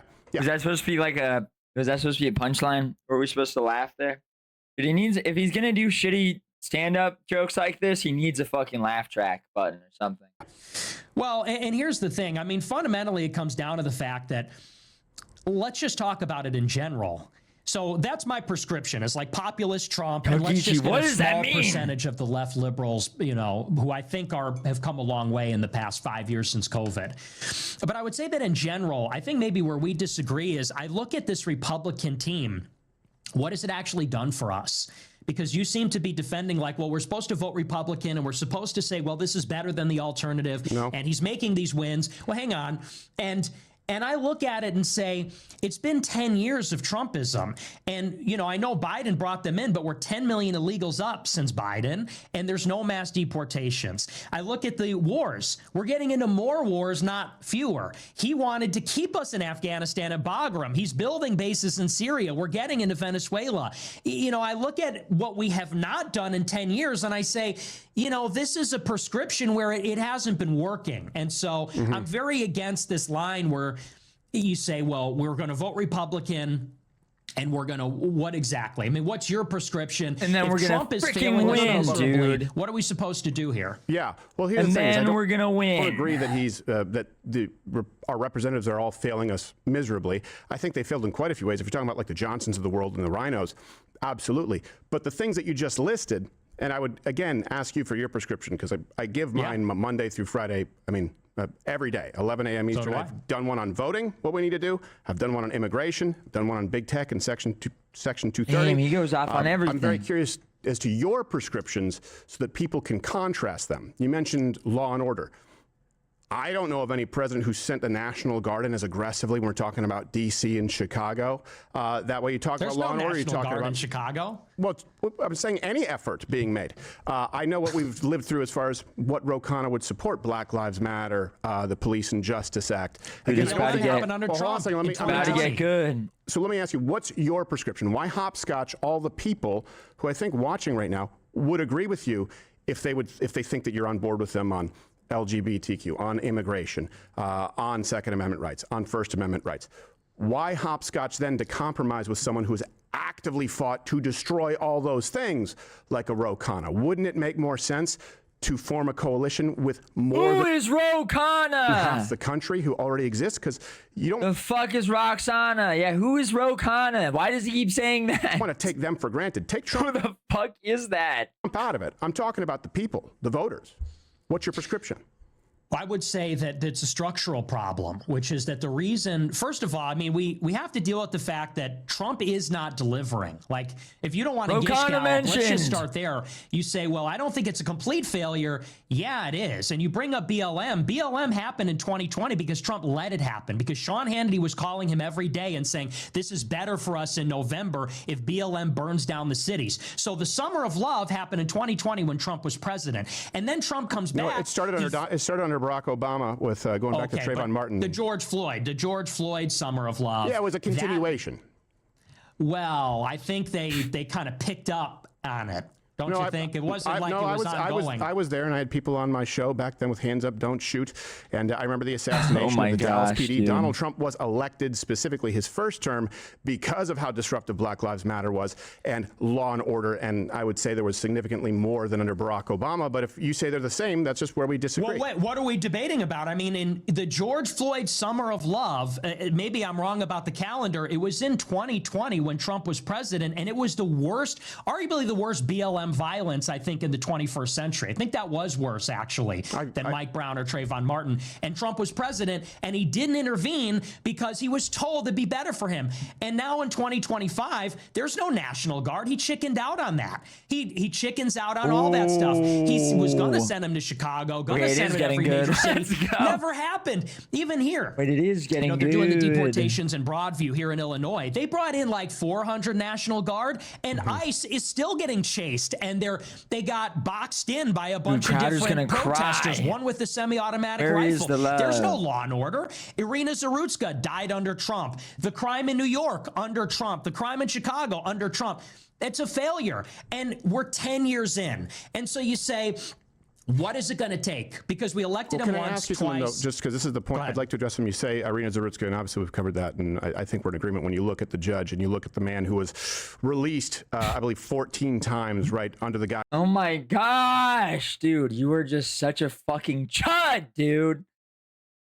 Oh my shudder. Equity, Black Lives Matter, precisely the kinds of policies that only exist because they have been supported by the radical left who run the entire Well, I think we agree there. The judge let him out 14 times. Democrat Party, right? The radical left judge let him out of jail. Yeah, some of that happened under Shut Trump's the watch, and I hell agree. up, He's bro. definitely far Oh from my. perfect, and I think he's failed in a lot of ways. But who Oh has my been shudder. orchestrating? You talk about these constructionists, right? They want that, and people like Rokana, people who you talk about in your coalition, it's their Chud him raison or d'etre. not people, so bro. why hopscotch the voters who would not vote for that coalition precisely for the reasons we're discussing? Because they're against all of it, because Trump hasn't done enough to fight. I mean, COVID happened under Trump too. Huge mistakes. Fauci, awful. But I certainly think that 20 million illegal aliens in 4 years is worse than a reduction of 90-something%. I certainly think that the people who orchestrated Black Lives Matter and the people who ran those cities and the people who have blocked ICE from doing anything is worse than the guy sending in ICE with any effort at all. But let's talk about even that. Why do we get all these people from Venezuela? Because Trump Dude, Nick's looking kind of Chinese, the way he keeps squinting. hired John Bolton to destroy Venezuela's economy, and then on his last day in office gave Venezuela temporary protected status. That was one of his last acts as president, and that means they can't When be the China deported. won't shut and the fuck they up. got 6 million Venezuelans in Crowder an hates exodus, and how Obama many of 'cause them Big ended up Mike here? is And by the way, across the desert. Trump ran in 2016 saying, we're going to build the wall and we're going to solve immigration. It didn't happen. There's no wall. He didn't solve it. What he did was executive orders, which Biden immediately overturned when he took power and then brought in 10 million. Okay, so Trump gets elected again. What does Trump do? You're right. He did secure the border. That's true. But we're 10 million deep. That's a little too late. He promised mass deportations. We've had maybe 300,000 deportations this year. Is that going to go up during the midterm elections? Is that going to go up when everybody's running in the primary in 27? I don't see it happening. And either way, it hasn't happened. So this is my frustration where I'm like, I was with you in the first term. As in the first term, when I was in Crowder, college, I pull was up like, the white genocide vote countdown for Trump, never clock. coming down. If he falls short, we'll go on Twitter and tell him to try better. But 16, 18, 20, 22, 24, Republicans have called for our vote all these times, and things are not getting better, like, at all. And that's sort of the frustration where I start to say, the fake let's 2 turn million the table around. And I'm not hopscotching over 2 the voters. million self-deported because of those voters. awesome What I want videos. to hopscotch is the donors. I want to hopscotch the party, which is the RNC, which is Little Tech, Silicon Valley, which is the Israel lobby, which is Wall Street, because they're driving the stuff. Like, the reason that Trump is not really what he delivers, or what he promises, is because, if you were to deport all these illegal aliens, it's going to be bad for big agriculture, Wall Street, inflation might tick up. And so Marjorie that's Taylor who I Greene's really construction company. That's right. Yeah, 100%. And that's why I want to bypass. Okay, so bypass. So, and nobody is saying that President Big Trump is Chud perfect. and I'm not a lobby. micro-political guy, a cultural guy largely, and I think there's been a major shift culturally. I mean, half of all gay characters are going to be going away, and GLAAD is lamenting that. I don't know how much more happy I can get. I think that the replatforming is a big thing. Right? I mean, as someone who's been also debanked, demonetized through PayPal, Shopify, all that, very similar to you. The fact that you're able to sit here now and have this conversation, I mean, it took a lot of work from coalition people like me, turning down a $50 million contract and migrating the world's biggest conservative, right-leaning nationalist YouTube channel over to Rumble so that you're able to do that. That's a win, right? And you could look at that like a light switch. Thank you, Deplatform, Crowder. including the president himself.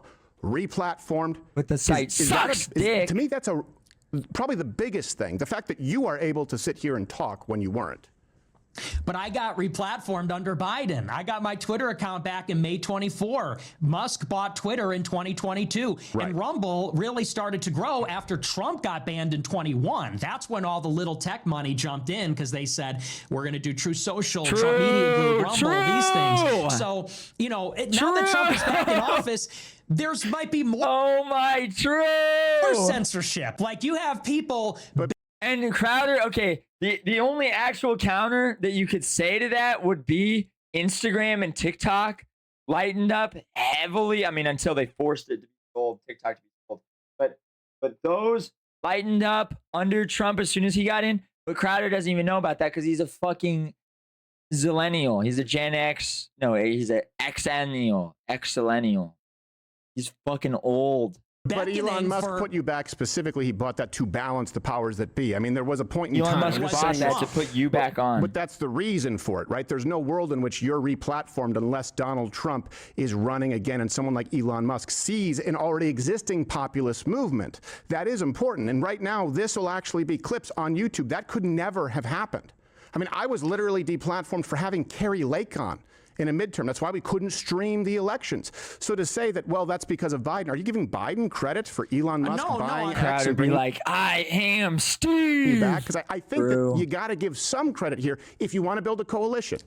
Can you build a coalition with the people going, hey, we are really anti-censorship and we're really hesitant to get back in bed with the party that pushed for all of it? Because there are other people, not as popular as you, who've also been deplatformed and replatformed as a result. No, I'm not giving Biden credit. All I'm saying is you attribute that to Trump or for Republicans being in power. All I'm saying is one's got nothing to do with the other. And actually, it was a response. Musk buying Twitter was a reaction to the overreach of the Democrats because they banned the president from Twitter. And I would add to that also, censorship is a big problem. I don't think we're in the clear with Rumble or Twitter. There's going to be a lot of regulatory. Either. Yeah. And what is Trump doing to solidify this free speech beachhead that you have built, that Elon has built? Nothing. Was that in the big, beautiful bill? Is the FCC getting on top of that? They flirted with doing that in 2020 when they said they were going to do section, what is it, 270 or 280 section or whatever? 230. They talked about doing that. They never did it. And so that's my problem where, and I'm with you, like, Well, no, can I It's just not pause all that, because that's bad. kind of in my Yeah, realm sure. of expertise, because this is something absolutely. where I've been here this entire time. Totally. Right? And not Bro to has take credit, but been certainly here, a pioneer dude. in being demonetized. Bro's and been here the whole time, hiring. duh. My biggest expense, especially coming up, was legal outside of payroll, because I saw this type of censorship coming. I'm the only one who was just named in poured the water into Facebook that mug. files by name. That's how I met my lawyer. The Twitter files, and Susan Wojcicki and Congress women. I don't know if there were any men. I know there were a few women. I think Pelosi and what's her name, the Hirono, the lady from Hawaii who always talks about sex, asking for me to be. Have you ever had sexual relations with someone? That's how she opens every single hearing. It's like, how horny are you, lady? So that is something that I've What the fuck is he talking about? lived through, and I think you're maybe discounting how What? bad it can get. And 230 is important. What? What is he talking about there? Does anyone know at all? Can anyone explain that in chat? Anyone? Please, someone have understood that reference, please. Right, I've issued a prescription on how to fix that. Just wait for the centaur cock, bro. Is he actually going to say centaur cock? Why? Foreshadowing big centaur cock? What? And yeah, I'm disappointed that there hasn't been something fully solidified. But I would say there's a reason you're back. There's a reason that people are not afraid to speak out. And people Sure like is. Trump, people who are more populist, the populists who exist on the right, they listen to their base. And I think it's good that you're pushing him. But what would be enough? In other words, would there be a threshold enough so that you don't just sort of, elope with the Ro Khannas and the Bernie bros of the world? It's not about eloping, and I would say, what does enough look like? I would know it when I saw it. It would be not like bombing Iran is like a punchline for what Israel wants. That's pretty bad. I would say that not mass deporting people. You don't need to deport 10 million in 1 year, but 1 million per year. They're gonna cover the centaur And how cock about situation? anything, and literally anything on free speech. You know, Ron DeSantis had some legislation, and Texas had some legislation about free speech. Could we get something like that, regulatory or legislative? You know, I just look across the board, and maybe this addresses the heart of the matter. I sort of look at Trump and I say, I see what you have done for them. Can you bless us in the same way? Because they will move heaven and earth to lower the corporate tax rate. They will move heaven and earth to give $1 trillion for AI, and they will give Saudi Arabia, non-NATO major defense ally. They'll give Qatar security guarantee. True. They'll bomb Iran for Israel. They'll bomb Yemen for Israel. Ocon What account will you do 43. for us? A middle class tax Ocon cut? Will you mentioned give 43 us times. law and order, National Guard, mass deportation? Like, how about pick one, something? So, you know, maybe we just differ an approach, because I think you share these frustrations, but you're saying, let's work with them, let's not burn it all down. And you look at me as someone that's saying, let's throw the baby out with the bathwater. And I get where you're coming from, but Is that a wrong assessment? Because and first off, I do want to correct, because it does matter. 2 million are gone. A lot of people self-deported, which to me is like a magic trick. No. Yep, 2 million are gone, and That's fake. and a 94%. Okay, well, I'll make sure the references are available. And if people disagree, they can check that out. But there's a lot of self-deportation going on. Also, a 93 to 99% reduction. So if 1 million, 2 million are gone, I would argue the number is 2 million, and you reduce it, I don't think that's marginal, and I think that's probably the biggest issue if you want to preserve a country. Is it enough? Is it ideal? No, but it's better than another 15 million, and the people who brought in 15 million are the people you are suggesting to be Why? part of Why a would they coalition even do that? after it's burned down. So what's the prescription? What does it look What like did when you you say throw the even baby out do with to the make them bathwater? do that? What does it look like? You get Trump out, you get 4 years of Kamala, right? If you had your way, 4 more years of Newsom. What does it look like? I'm asking you for the prescription, because I'll tell you, mine is primaries. Mine is having people who listen to their base. Mine is making sure that we can make incremental change. The biggest disappointments would be H-1Bs for sure. The big 600,000 Chinese students, huge disappointment. Section 230, right? I have prescription for all of those. What is yours? What does that look like? Revolution or coalition, and then burn it down, throw the baby out with the bathwater. The alternative is. That's where I think I'm missing you. Here's my prescription. I just think that we like need a the young magic people trick. to climb the ladder. I want to march through the institutions, get them in the college Republicans, to the campaigns, to the congressional offices, the think tanks. I think that we need to engage in primaries in 2026. I'm going to be very active, and we're going to tell everybody who's America first and who isn't and who to vote for. And I think the people that are not America first, I think they should lose their elections. In 2028, So do I. yeah, okay. So then, we agree on that. In 28, I think we should back a presidential candidate who is going to basically emulate what Trump did in 16, which is anti-corruption, America first, close the borders. And if that person can make inroads with the left. Dude, you're shaping. It's crazy because it's like whatever you do in 2026 will just shape Tucker Carlson and JD Vance's personality for 2028. However far Nick can push the whole country right on all these issues, the further he's just like sculpting JD Vance and Tucker Carlson to pretend to be. I think that's an interesting idea because maybe maybe the area of disagreement is there are a lot of people in our right-wing coalition who are. Here's my prescription, 100 milligram Adderall. Gosh, I wish that was me. Kind of part of the problem, I would say. There are, like, for example, when Trump bombed Iran, you had Please like write that for 70% of Republicans supporting that. That's a load of crap. Yeah. And you have a lot of Republicans. I'm okay with the I know Iran you one. are. And I've heard your argument. We could have that one out. But like, I think that's a huge problem. And I think that there's a lot of people. OMG, bro says, my coworker self-deported. It's because he took a vacation to Mexico and couldn't get back through the border. Bro works with Wurzelroot. That's crazy. That's insane. They're going to vote for Trump literally no matter what. And what that does is it creates moral hazard because then Republicans know that they can come in, they can screw us forever. And I guess the question is for me, my prescription is like, I want results now. If you don't give them to us, we don't care. We will burn it down.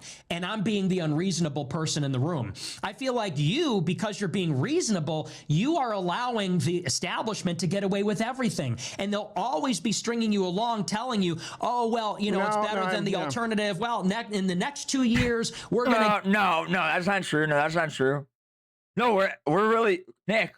It's right around the corner. Get it. 2 million. That's fake. Nick, no. At the midterms, we're going to get it. That's from the community survey. They polled 65,000 people. I have it on good authority that in the midterms, we're getting what we want.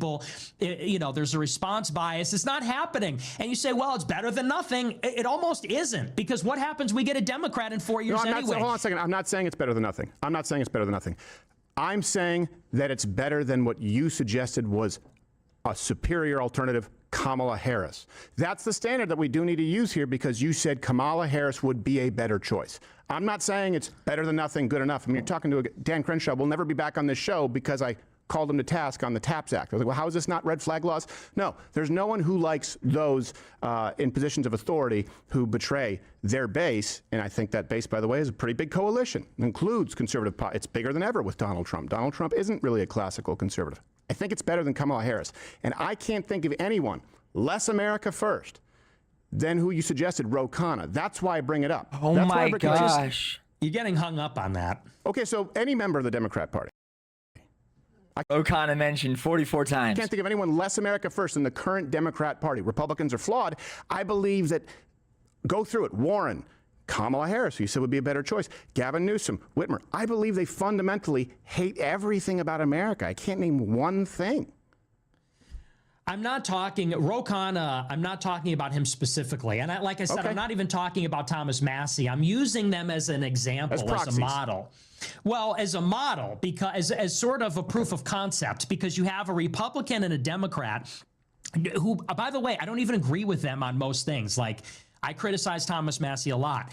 Who is Ro Khanna? Ro Khanna is like an Indian in the fucking Senate or something. I don't even know. Bipartisanship on a populist issue, an anti-elite issue that everybody supports. And who is against it? The Republican establishment. Trump, Johnson. And I'm saying that's an example of cooperation where the right can maybe lean into these issues that, maybe they're nonpartisan issues and rally everybody against the establishment in their own party. And it's just, to me, that's always the disconnect, is you want to talk about Kamala Harris and Ro Khanna. And I'm saying, let's imagine a different scenario. No, I'm not, I don't want to talk about them. You brought them up and repeatedly so. You brought them up. I brought up you. I mean, come on, let's be fair. I disagree with you. I understand your approach, though, too. I understand your approach because I feel that way, like I said, about the conservative guard in media. In other words, we'd be pretty much on the same page. Anyone in conservative media, and we've seen it where they are gatekeepers, but there's a mechanism to fix that. And we've seen that change. And Rumble is a big part of that. And I agree with you. More needs to be done about Section 230. But I brought them up because you use those examples, and as someone who believes that they fundamentally... Dude, it's like the easiest rage bait ever is literally just to say, like, like, you know who's really awesome? To a right-wing boomer, all you have to say is, you know who's really fucking awesome sometimes, though? Like, I don't agree with him on everything, but sometimes Nancy Pelosi goes hard as fuck. Like you know, I'm not a Democrat. I don't agree with her on everything, but sometimes Nancy Pelosi just fucking hits, man. Like any right-wing boomer is gonna fucking freak out at you. They're gonna lose their mind on you. They're gonna literally not stop thinking about how you said that for like months, for like years. Disdain America, Kamala Harris. To be fair, she's really dumb, so she may not actually know what she believes or thinks. But I do believe like a Whitmer hates America. I do believe that a socialist like Bernie does, and I know people say he's a populist, but I don't go along with that. But okay, I understand your point. Let's just chalk that up to a disagreement. There are some other areas if we want to go through where we probably agree, probably disagree, because I think you presented it pretty well. I just think we disagree on that, if that's okay. Yeah, sure. So some of the positions that you've presented, for me, where I think we might disagree, but you could clarify, have given me pause. Second Amendment. That's a big one to me, a fundamental one, because I come from a country, I would also say socialized healthcare, because I've put several family members 6 feet under who would have lived in the United States, being raised in Quebec. It's awful. But the Second Amendment, considering the amount of threats, and we've talked about this, everyone has since. Dude, losing family members to the suicide booths are just, that's tragic. Charlie Kirk, right? People just see the one that got through. I would imagine that you live on. Imagine your grandma goes out like Bender, like how Bender's trying to kill himself in the first episode of Futurama. Under perpetual threat and need extra That's forms so of fucked security. up, man. I probably have that right. Yes. Yeah. And so for me, Second Amendment is pivotal. And I do see some rhetoric, not just from you, but from some people who sort of dismissive that is disconcerting. I'd like to. Dude, when is he going to mention the big centaur cock? To clarify, because we probably actually. When is that going to fucking enter into this convo? Sure. There's this question of our government has no efficacy and it's not responsive to the needs or the wants of the people. He's pulling up the Warren Smith. It's not really collab. a democracy, and it also isn't working. So what do you do in that situation? Well, people start to say, and this is, you know, as you know, this is the natural evolution of things. The people cry out for a tyrant. The people cry out for a dictator. Give us change. Give us reform. And I certainly feel that. I think that's compelling. I'm a little skeptical of it as time goes on, because as I get older and more mature, I think we maybe take for granted the institutions that we've built up. I'm older and more I've become mature. ironically more conservative in my disposition and saying, like, maybe let's not race ahead of ourselves and get rid of things which have been around for hundreds of years. I would argue the constitutional system is already impaired because it's being abused by all the other organs of government. You know, even the Supreme Court voted 8-1 that said these injunctions are out of control. And you've got these like procedural things in the Senate, the filibuster. The president can't fire as many people as he'd like to fire without all this oversight. It's like, you know, we do need an executive organ of government. So I would say that we should start with a more powerful president.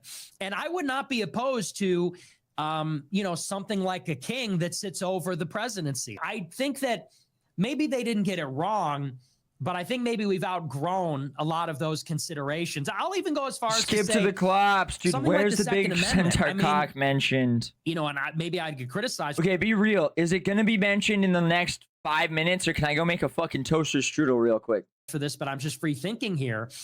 Ideally, you would want a society that is so orderly. Do you really want people running around with guns all the time? I mean, I know the argument about, and I am pro Second Amendment, I have guns, but you know, something like that, it's like that is a clear instance where the left kind of makes a point about how we've outgrown some of the things that are in there. I'm going to get a lot of shit for saying that, but I just think that's true. And like a modern city, should everybody be packing heat like that? I mean, ideally, you'd have so much public order, it wouldn't be necessary. Okay, so first, let me just be really clear on my position. I do like a place where people are running around with guns all the time because I've been a place where they haven't, Canada, and it's a nation of pussies. Also, I will tell you this. On this topic, I have seen the video where the police, I don't think arrest, police showed up at your house. One of my producers here, who's a lawyer, said people should watch that as textbook on how to deal with police. And he's not Jewish, he's Greek. One of the very rare Greek lawyers. He's not very good. I like him. Yeah, he's not very good. So I wouldn't hire him in a divorce. She'll get everything. I do want to give you, in other words, I want to let people know that this is not a position taken from someone who has not been under threat. But I will say this, what I heard there and in watching you, concerning to me.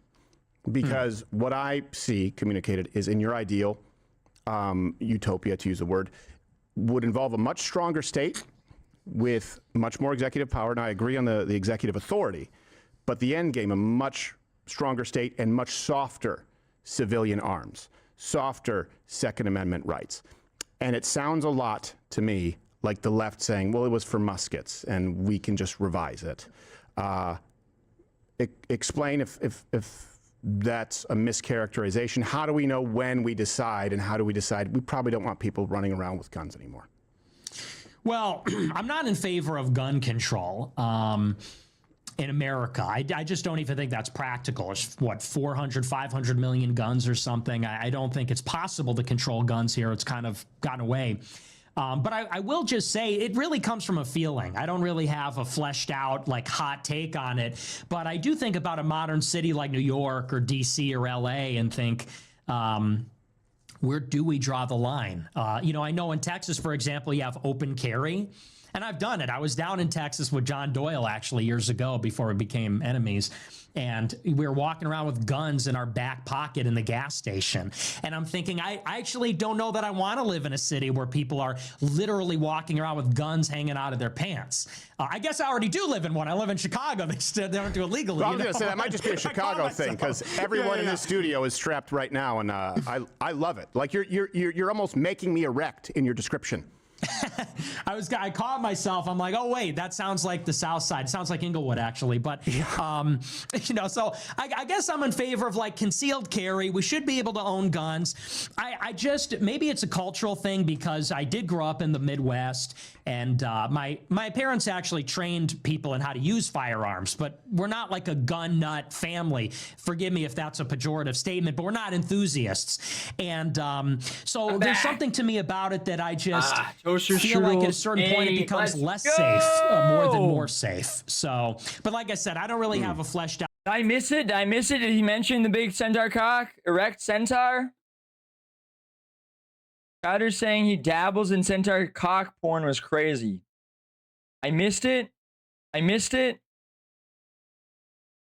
My parents actually trained people in how to use firearms, but we're not like a gun nut family. Forgive me if that's a pejorative statement, but we're not enthusiasts. And so there's something to me about it that I just feel like at a certain point it becomes less safe more than more safe. So, but like I said, I don't really have a fleshed out take. I'm ideologically in favor of the Second Amendment. I do support it. I don't have any prescriptive gun control measures. I just think there's a limit to it, and I get a little uncomfortable by some of it sometimes. Crowder, I think I'm going to take your gun. That's a fair answer if it's just sort of a feeling thing. I think that in combination, hopefully you can understand where it's prescriptive. Crowder, my vibe says, I just checked my vibe, and it says Nancy Pelosi's kind of okay, and honestly, I think I'm going to steal your guns. As far as a stronger state or theocracy, a little heart or attack. I feel like I know I've heard you use the word dictatorship. It could be, again, tongue-in-cheek with softer Second Amendment rights. That's a huge concern to me. But I think that's a fair answer if you don't actually have a prescription for it. All right, I would ask that you not create any kind of a coalition with someone who would take any guns away, because I have them hanging out of my pockets all the time. As a matter of fact, I've created new pockets for my guns.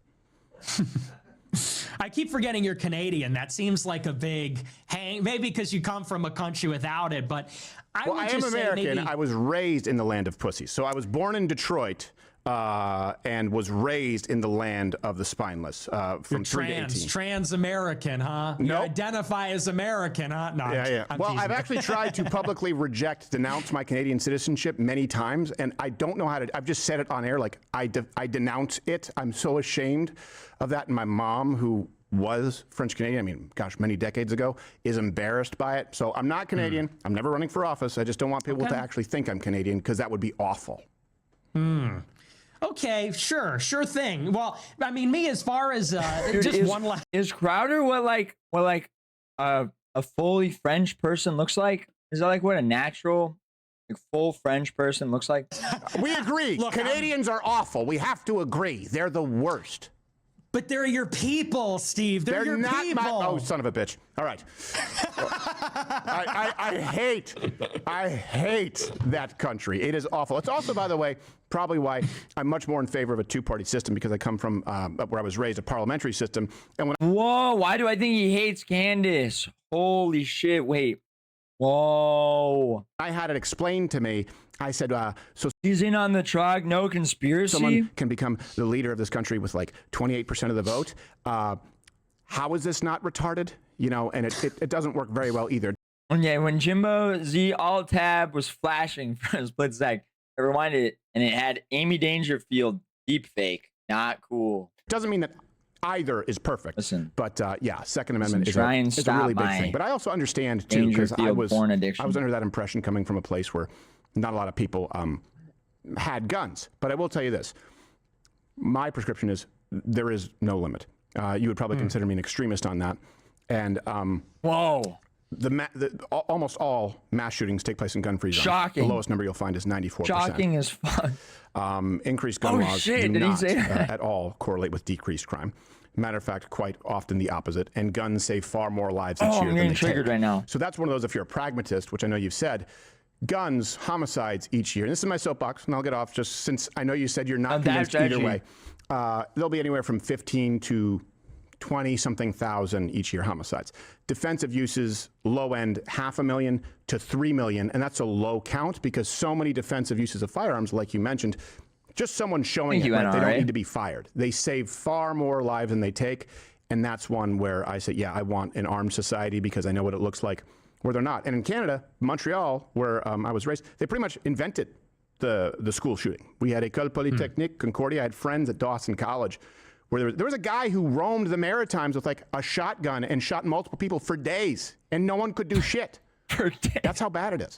For days? So that's me making For days? Hold on, is that real? What's that one called? The school shooting. We had École Polytechnique, Concordia. I had friends at Dawson College where there was a guy who roamed the Maritimes with like a shotgun and shot multiple people for days, and no one could do shit. Maritimes? That's how bad it is.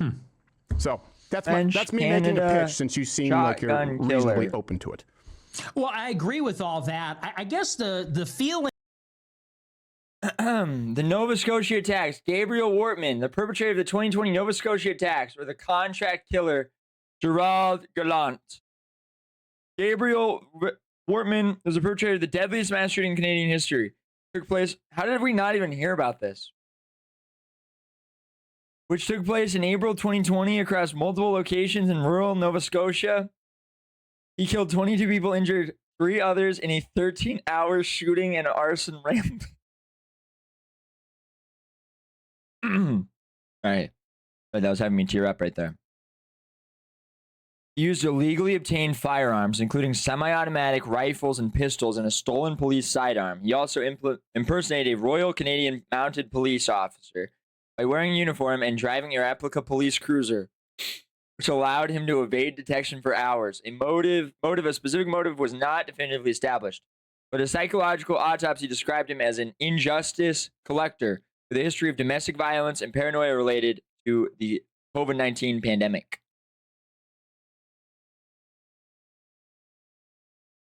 Grew up in Montauk. Moncton. Damn. Wait, and then there was also Gerald Gallant, a Canadian contract killer from Quebec who admitted to committing 28 murders and 12 attempted murders between 1978 and 2003. He typically killed his victims in public using gunshots to the head, neck, or chest. He was best known for being meticulous in his planning and was involved in the Quebec Biker War. That's tough. Comes from, there's this sense in American conservatism of like, well, they can't take the guns. And I feel like there's this sense that guns are going to protect us from tyranny, and I feel like they haven't. I feel like, especially someone like myself, the government can touch you. The government can do what they want to you. The government took my money, put me on a no-fly list, and if they wanted to get me, they could get me. Right. And so I just they have gotten like you. They have gotten you, and they've gotten me too. Thank God we're here. Shit. But no, and my heart goes out to you. I mean, being subpoenaed by the ATF and being threatened to be investigated by the FBI, along with the Nashville police, they can. But then apply that to society at large, and you end up like Australia with COVID camps. And I'm not against all guns. I just think that conservatives need to think beyond that issue because they tend to consider that the last line of defense. I feel like we cannot be saying my heart goes out to you to Nick Fuentes, bro. What are you doing? Come on. If you lose everything else, the guns won't protect you either. That's why I'm more proactive. Like, we really need to do other things. And that's why the Second Amendment's less of a concern to me. Yeah, and I understand that. I would just say if you're not pretty steadfast on that, you will lose everything else. Historically, there's no exception. And that's why it's so important to me. But I think we're pretty close on that. And maybe if ever you're around, I can take you shooting. What about this guy? Gosh, that's so I have a little gun right here. I had to take it out because when I sit down, it digs into my gut fat and leaves a gun imprint. That's a cute little gun, right? That doesn't intimidate you. Look at this tiny little thing. That's a good gun. It's a little Kel-Tec. If you come down, we can shoot it a sometime. little gun. And they won't even know about it in Chicago. Don't carry illegally. Okay, so that's a big issue for me. I would say the biggest issue, since you can go back when I was a teenager as well. We share that in common. Second Amendment, First Amendment. You as well. Again, socialized healthcare, very important to me just because of the results. I understand where you're coming from, saying that our system is broken. I just have seen how much more broken it can be.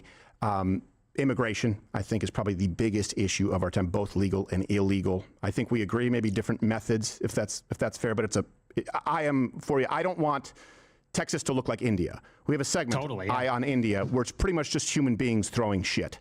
It's a terrible, terrible place. And I don't believe that they're smarter. I don't believe that we should be replacing Americans. So I think we're on board. Really? But really? freedom of speech, big thing. Break that down. You don't think they're smarter? Have this conversation, and the fact that I will take so much controversial for even having it. I hope that you can appreciate it, and I would do it again.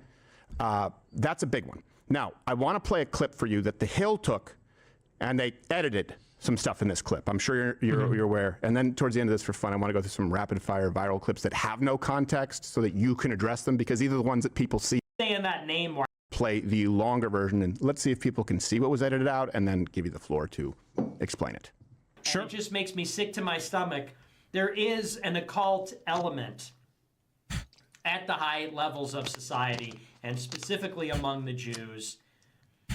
And whenever I see that stuff, it just makes me want to proclaim louder and more firmly and more rigidly that it is nothing other than Jesus Christ. Everything no pagan stuff. On this one is crazy. No false gods, no deities, no demons. It is Jesus Christ. And we need to start saying that name more. I feel like I haven't said his name enough on the show lately. But that is what breaks the spell. It's the name. It's the name Jesus. Talk about it. Say it. Pray Mustache to him. Kina. Drunk Nick. Talk about the sacrifice on the cross. That's the answer. Because so many of the people that are perpetrating the lies and the destruction on the country, they are evildoers. They are people that worship false gods. They are people that practice magic or ritual. This is the clip where he calls for the death of Jimbo and Veda, or whatever. And more than anything, those people need to be, when we take power, they need to be given the death penalty. Straight up. And was he actually drunk in this? Yes, BG3M. As we all know, Nick loves. I'm far more concerned about that. He's an alcoholic. I am about even non-white people or mass migration. these people that are communing with demons and engaging in this sort of witchcraft and stuff, and these people that are suppressing the name Christ and suppressing Christianity, they must be absolutely annihilated when we take power. I'm not calling for political violence, but that cannot have any quarter in our society. And we need to put up a crucifix in every home, in every room, in every school, in every government office to signal Christ's reign. Rest does not use this guy or else be. What the fuck? And I know it feels the indictment on the hill segment. People. So if you're not advocating political violence as it relates to putting people to death, how would you do it? Well, that was a few years ago, and I would say that I'm not really in favor of the death penalty at all anymore. But I remember that monologue well because I saw a lot of this satanic occult stuff. I'm talking about like Pizzagate stuff. Like, we have to acknowledge there are a lot of people in the elite that are straight up devil worshippers. I firmly believe in this like eyes wide shut kind of thing that does happen. I don't think it's necessarily a grand conspiracy, but no, there's spiritual warfare for sure. For sure. Yeah. And I think there's a lot of those types of people out there, especially in like Hollywood. I saw it up close and personal when I was with Ye, and I just hate that stuff so much. Wait a second. Wait, I want to give you the answer, but what do you mean you saw it up close? Were you at an eyes wide shut party with Ye? No, I wasn't at a party, but you know, being with him, you see, like with Balenciaga, they did that at Balenciaga. Okay, all right. They had that like S&M teddy bear, and there's things like that. It's like a wink and a nod to basically just evil, just straight up evil. And so no, that they always do this. Were you initiated? I do a show every night, as you know, and you sometimes get whipped up and you say something like that. So I don't know that I have a policy of like when I get in charge, I'm going to give everyone the death penalty. But suffice to say, the people that are involved in that kind of stuff, they can't be negotiated with. It's not going to be a power sharing agreement with people that worship Moloch and Baal and the Epsteins and who is it, the Podestas. Like those people are going to have to be like imprisoned or something like that, because that stuff just makes me sick to my stomach. So that was the gist, but it's not like my program is, so we're going to become president, that we're going to kill a bunch. I'm not in favor of the death penalty even at all, really. Okay. So even if let's say, a perfect world coalition, you reach that point, the Nick Fuentes government, you wouldn't be executing people. The thing is, if we kill them, they'll reincarnate. For not being Christian. That's actually, he's onto something. He doesn't even know it, but he is onto something. The issue really is, you can't even kill those people. Like that's the problem. You're just sending them out back into the world. You have to put them under the ice. No, and that's not what that was about. I mean, even in that clip, I'm talking specifically about the occult, which I hate. Okay, but you wouldn't execute people for worshiping false gods either. You wouldn't execute people at all. No, not at all. Okay, no. All right. No, because for me, I mean, I would just go, oh, well, it's interesting they cut out I'm not advocating political violence, but then I still come back to I did say execute, so I do want to ask him about that. Yeah, it's an unfortunate statement, but it's one of those things.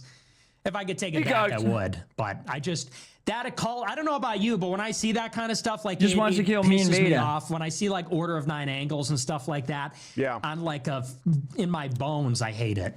Yeah, I hate evil wherever it may be, and I do believe, this is my belief, that the progressive left is a death cult. That's the only common denominator that I see. If you look at the abortion policy, if you look at the mutilation of children, if you look at, even it's whenever you see an LGBTQ flag next to a country that's represented by Hamas. Now, I'm not saying all Palestinian people. I'm saying those two can't be reconciled, where you go, how do they have this? How do they have these? Well, the only commonality is that they can't stand the United States. And it's a death cult. And I think what does bother me a little more sometimes is I see a lot of immature Christians. And I know you've talked about this as a Catholic who obviously has much more of an understanding of your theology, or maybe sometime we can have a conversation about that. We agree or disagree. But I see a lot of young Christians who come in. And how the fuck does he think Hamas is LGBT? Because Nancy Pelosi's backing him, brother. They think that everything is like satanic, like a proactive satanic worship. I'm going, well, hold on. The biggest threat is making yourself God. Like abortion is just sacrifice at the altar of self. Are there people involved in the occult knowingly? Yeah, but there are far more people who succumb to temptation and evil and worship the devil without knowing it. And I think a lot of people kind of sound nuts and unreasonable because they don't understand theology sometimes. Yeah, no, and I agree with that. To me, it's completely irredeemable when it's explicit. Because like you say, there are a lot of people that do it unknowingly, and maybe it's guided by the best intentions. The road to hell is paved with good intentions. It might be out of empathy or, some kind of ideology. And I agree with you, but to me, it's like that explicit occult stuff. That's what we keep penicillin around for. That to me is irredeemable. I mean, it's obviously, whereas Christians, we don't believe it's actually irredeemable. But to me, like I said in the clip, there can be no quarter for that, especially in the halls of power. As far as the left is concerned, I mean, you're right about that, but I don't hate it as much. I'd have Pelosi on her back. All right. Okay. Yeah. Okay. No, I do. The left is evil. I agree with you, but that other stuff is just on its next level. Yeah, we hate liberals too. Don't worry. Anyone who's like, doing a bloodletting devil worship ceremony. Don't worry, Crowder. We hate liberals. I'm just saying that I believe the left in general is an evil movement and ideology. And I mean, for proof, look to Canada. It's both evil and a nation of pussies. It's almost hard to make that happen, but somehow they pulled it off. And I also think the coalition that you see with the left. And big business. This is where you say donors, but I just mean corporatism, period. Like BlackRock. I mean, we had an investigation people can go and watch. Funny enough, McKinsey Company was one where we got a lot of blowback. But BlackRock then threatening Rumble if they don't remove us to take legal action. And I don't even think it was a Jewish lawyer, which is kind of funny, just as an aside. So I think that's why it didn't go anywhere. It wasn't very good. Say what we want about it. They tend to be good as lawyers. That is a really unholy coalition and leads to a lot of our problems with big tech and censorship. I will say this. I find that I agree with you on a lot. Okay, is it almost over? When does he mention the Centaur Car? I don't want to take up too much of your time. I don't know if you saw Coleman Hughes just released this whole thing on you last night. When did they mention a Centaur? Yeah. And it seems to me when I saw that they have some sites set on Rumble because they started bringing Rumble Nick. They said it was said like 20 times. And of course, I believe Coleman Hughes works just under word Barry search Weiss rape. and There's CBS, no and they spend a lot of money. There's no transcript on would have this. a vested interest in alternative platforms going away. So that kind of raised an eyebrow, and I want to look into it more. But he did say that you, Nick, you'll give one face to the audience on Rumble, and then sometimes a different face when you go on podcasts and moderate quite a bit. Yes, please send the clip. Do you think you've been doing that here? Because I know you'll say, well, I could take that back, or do you think it's this is fair and it's consistent?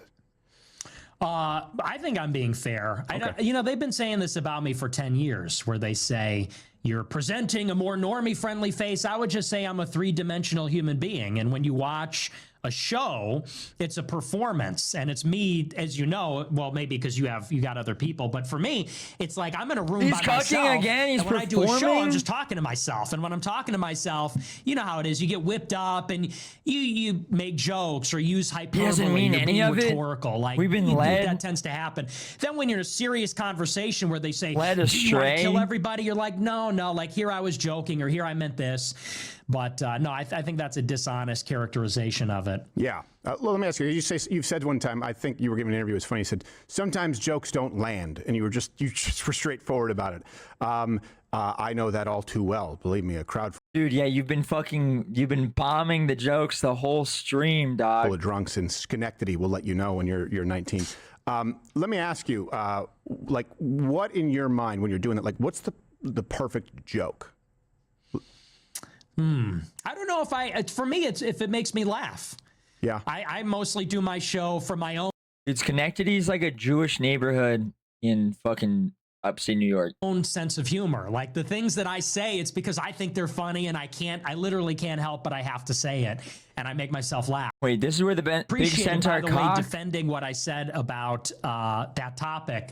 If I say defended what I said about rape, it's going to sound really bad. But like, I appreciate what you said because no, I am a rape defender. I am a huge rape defender. That's part of the overlap. Yeah, that's where we agree. Provided the man is attractive, wealthy, and not a Somali crackhead. But you didn't mention it, and that was one where I just sort of filled in. I'm like, well, I've never seen Nick say women need to be raped. I assume that you were discussing, again, 62% of women have rape fantasies, and that You were so real for that. That was so real for you to say that. well, it's so repeatable that someone, like we've done study after study, if this is not an outlier. And what that means is a sexually dominant man. I mean, women's erotic literature right now is far worse than male pornography. Neither one is good, to be clear. Have you seen this book with the centaur thing? Like, that's the new trend? Yeah. Oh, yeah. It's disgusting. Yeah. It's I hate that. Ugh. Look, even, as a teenager, I'm not going to lie and say I've never seen pornography. Of course, I've dabbled. We live in the 21st century, and it's terrible. What is that? We all fall short. But what is porn? Usually it's a naked man having sex with a naked lady. There's no centaur cock. No centaurs. Yeah, well, in 50 Shades of Grey, that was like 10 years ago. I know. And now it's advanced. Now it's like refined. Yeah, that's where that came from. And Centaur we're all going to cock pretend like mentioned, we don't know what's holy going on shit. there. Like they don't want to be choked now and everything like that. I mean, yeah. So you were real for defense. No one wants to talk about it because it's uncomfortable, but it's true. Why Because Christians will come down on you too, and that's the problem too. Is if you back on the table. Oh, yeah. So what? So we're supposed to address and combat evil without addressing it. Every now and then, a lady's a little bit like, "Hey, you choke." Come on, guys. We all know this. So just read their books. Look at if Fabio's on the cover. Read the book, go 5 pages in, someone's getting raped. And, we could argue whether it's healthy or not. It depends if the mood strikes. Well, listen, we've all read that book. I think I speak for all of us when I say we have all read the book about the centaur's cock. And so to me, the best jokes are the ones that I laugh out loud if I watch the clip. Okay. And do you Okay, anyway, I think we watched the meat of that. I also wanted to see, there was also one where Nick was saying that the age of consent should be like 26 or something. Right? Where was that? What is this? Meet Sheree Smith. She just announced she's running for Congress in North Carolina. Working for votes. Maybe the Democrat new strategy. Okay. And they may have a new voter. And damn it, they might just win a new voter over with that.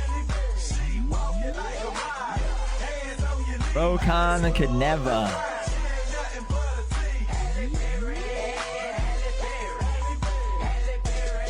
She got my vote. Hell yeah.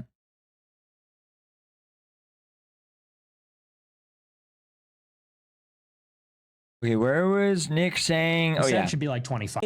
I think the age of consent should be like 25, honestly. It's like these 20-year-old children are out there getting married and having sex in college. I don't know how anybody's okay with this. Yeah. 20 years old, that's a child. That's a literal child. And men are having sex with them. It makes me mad, honestly.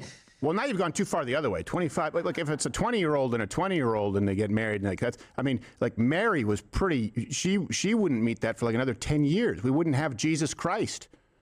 Yeah, but now with the with the seed oils and everything, it's different. So I think it should be way, way higher. It pisses me off. 20 years old, that's a literal kid. I can't believe you would even say that, to be honest.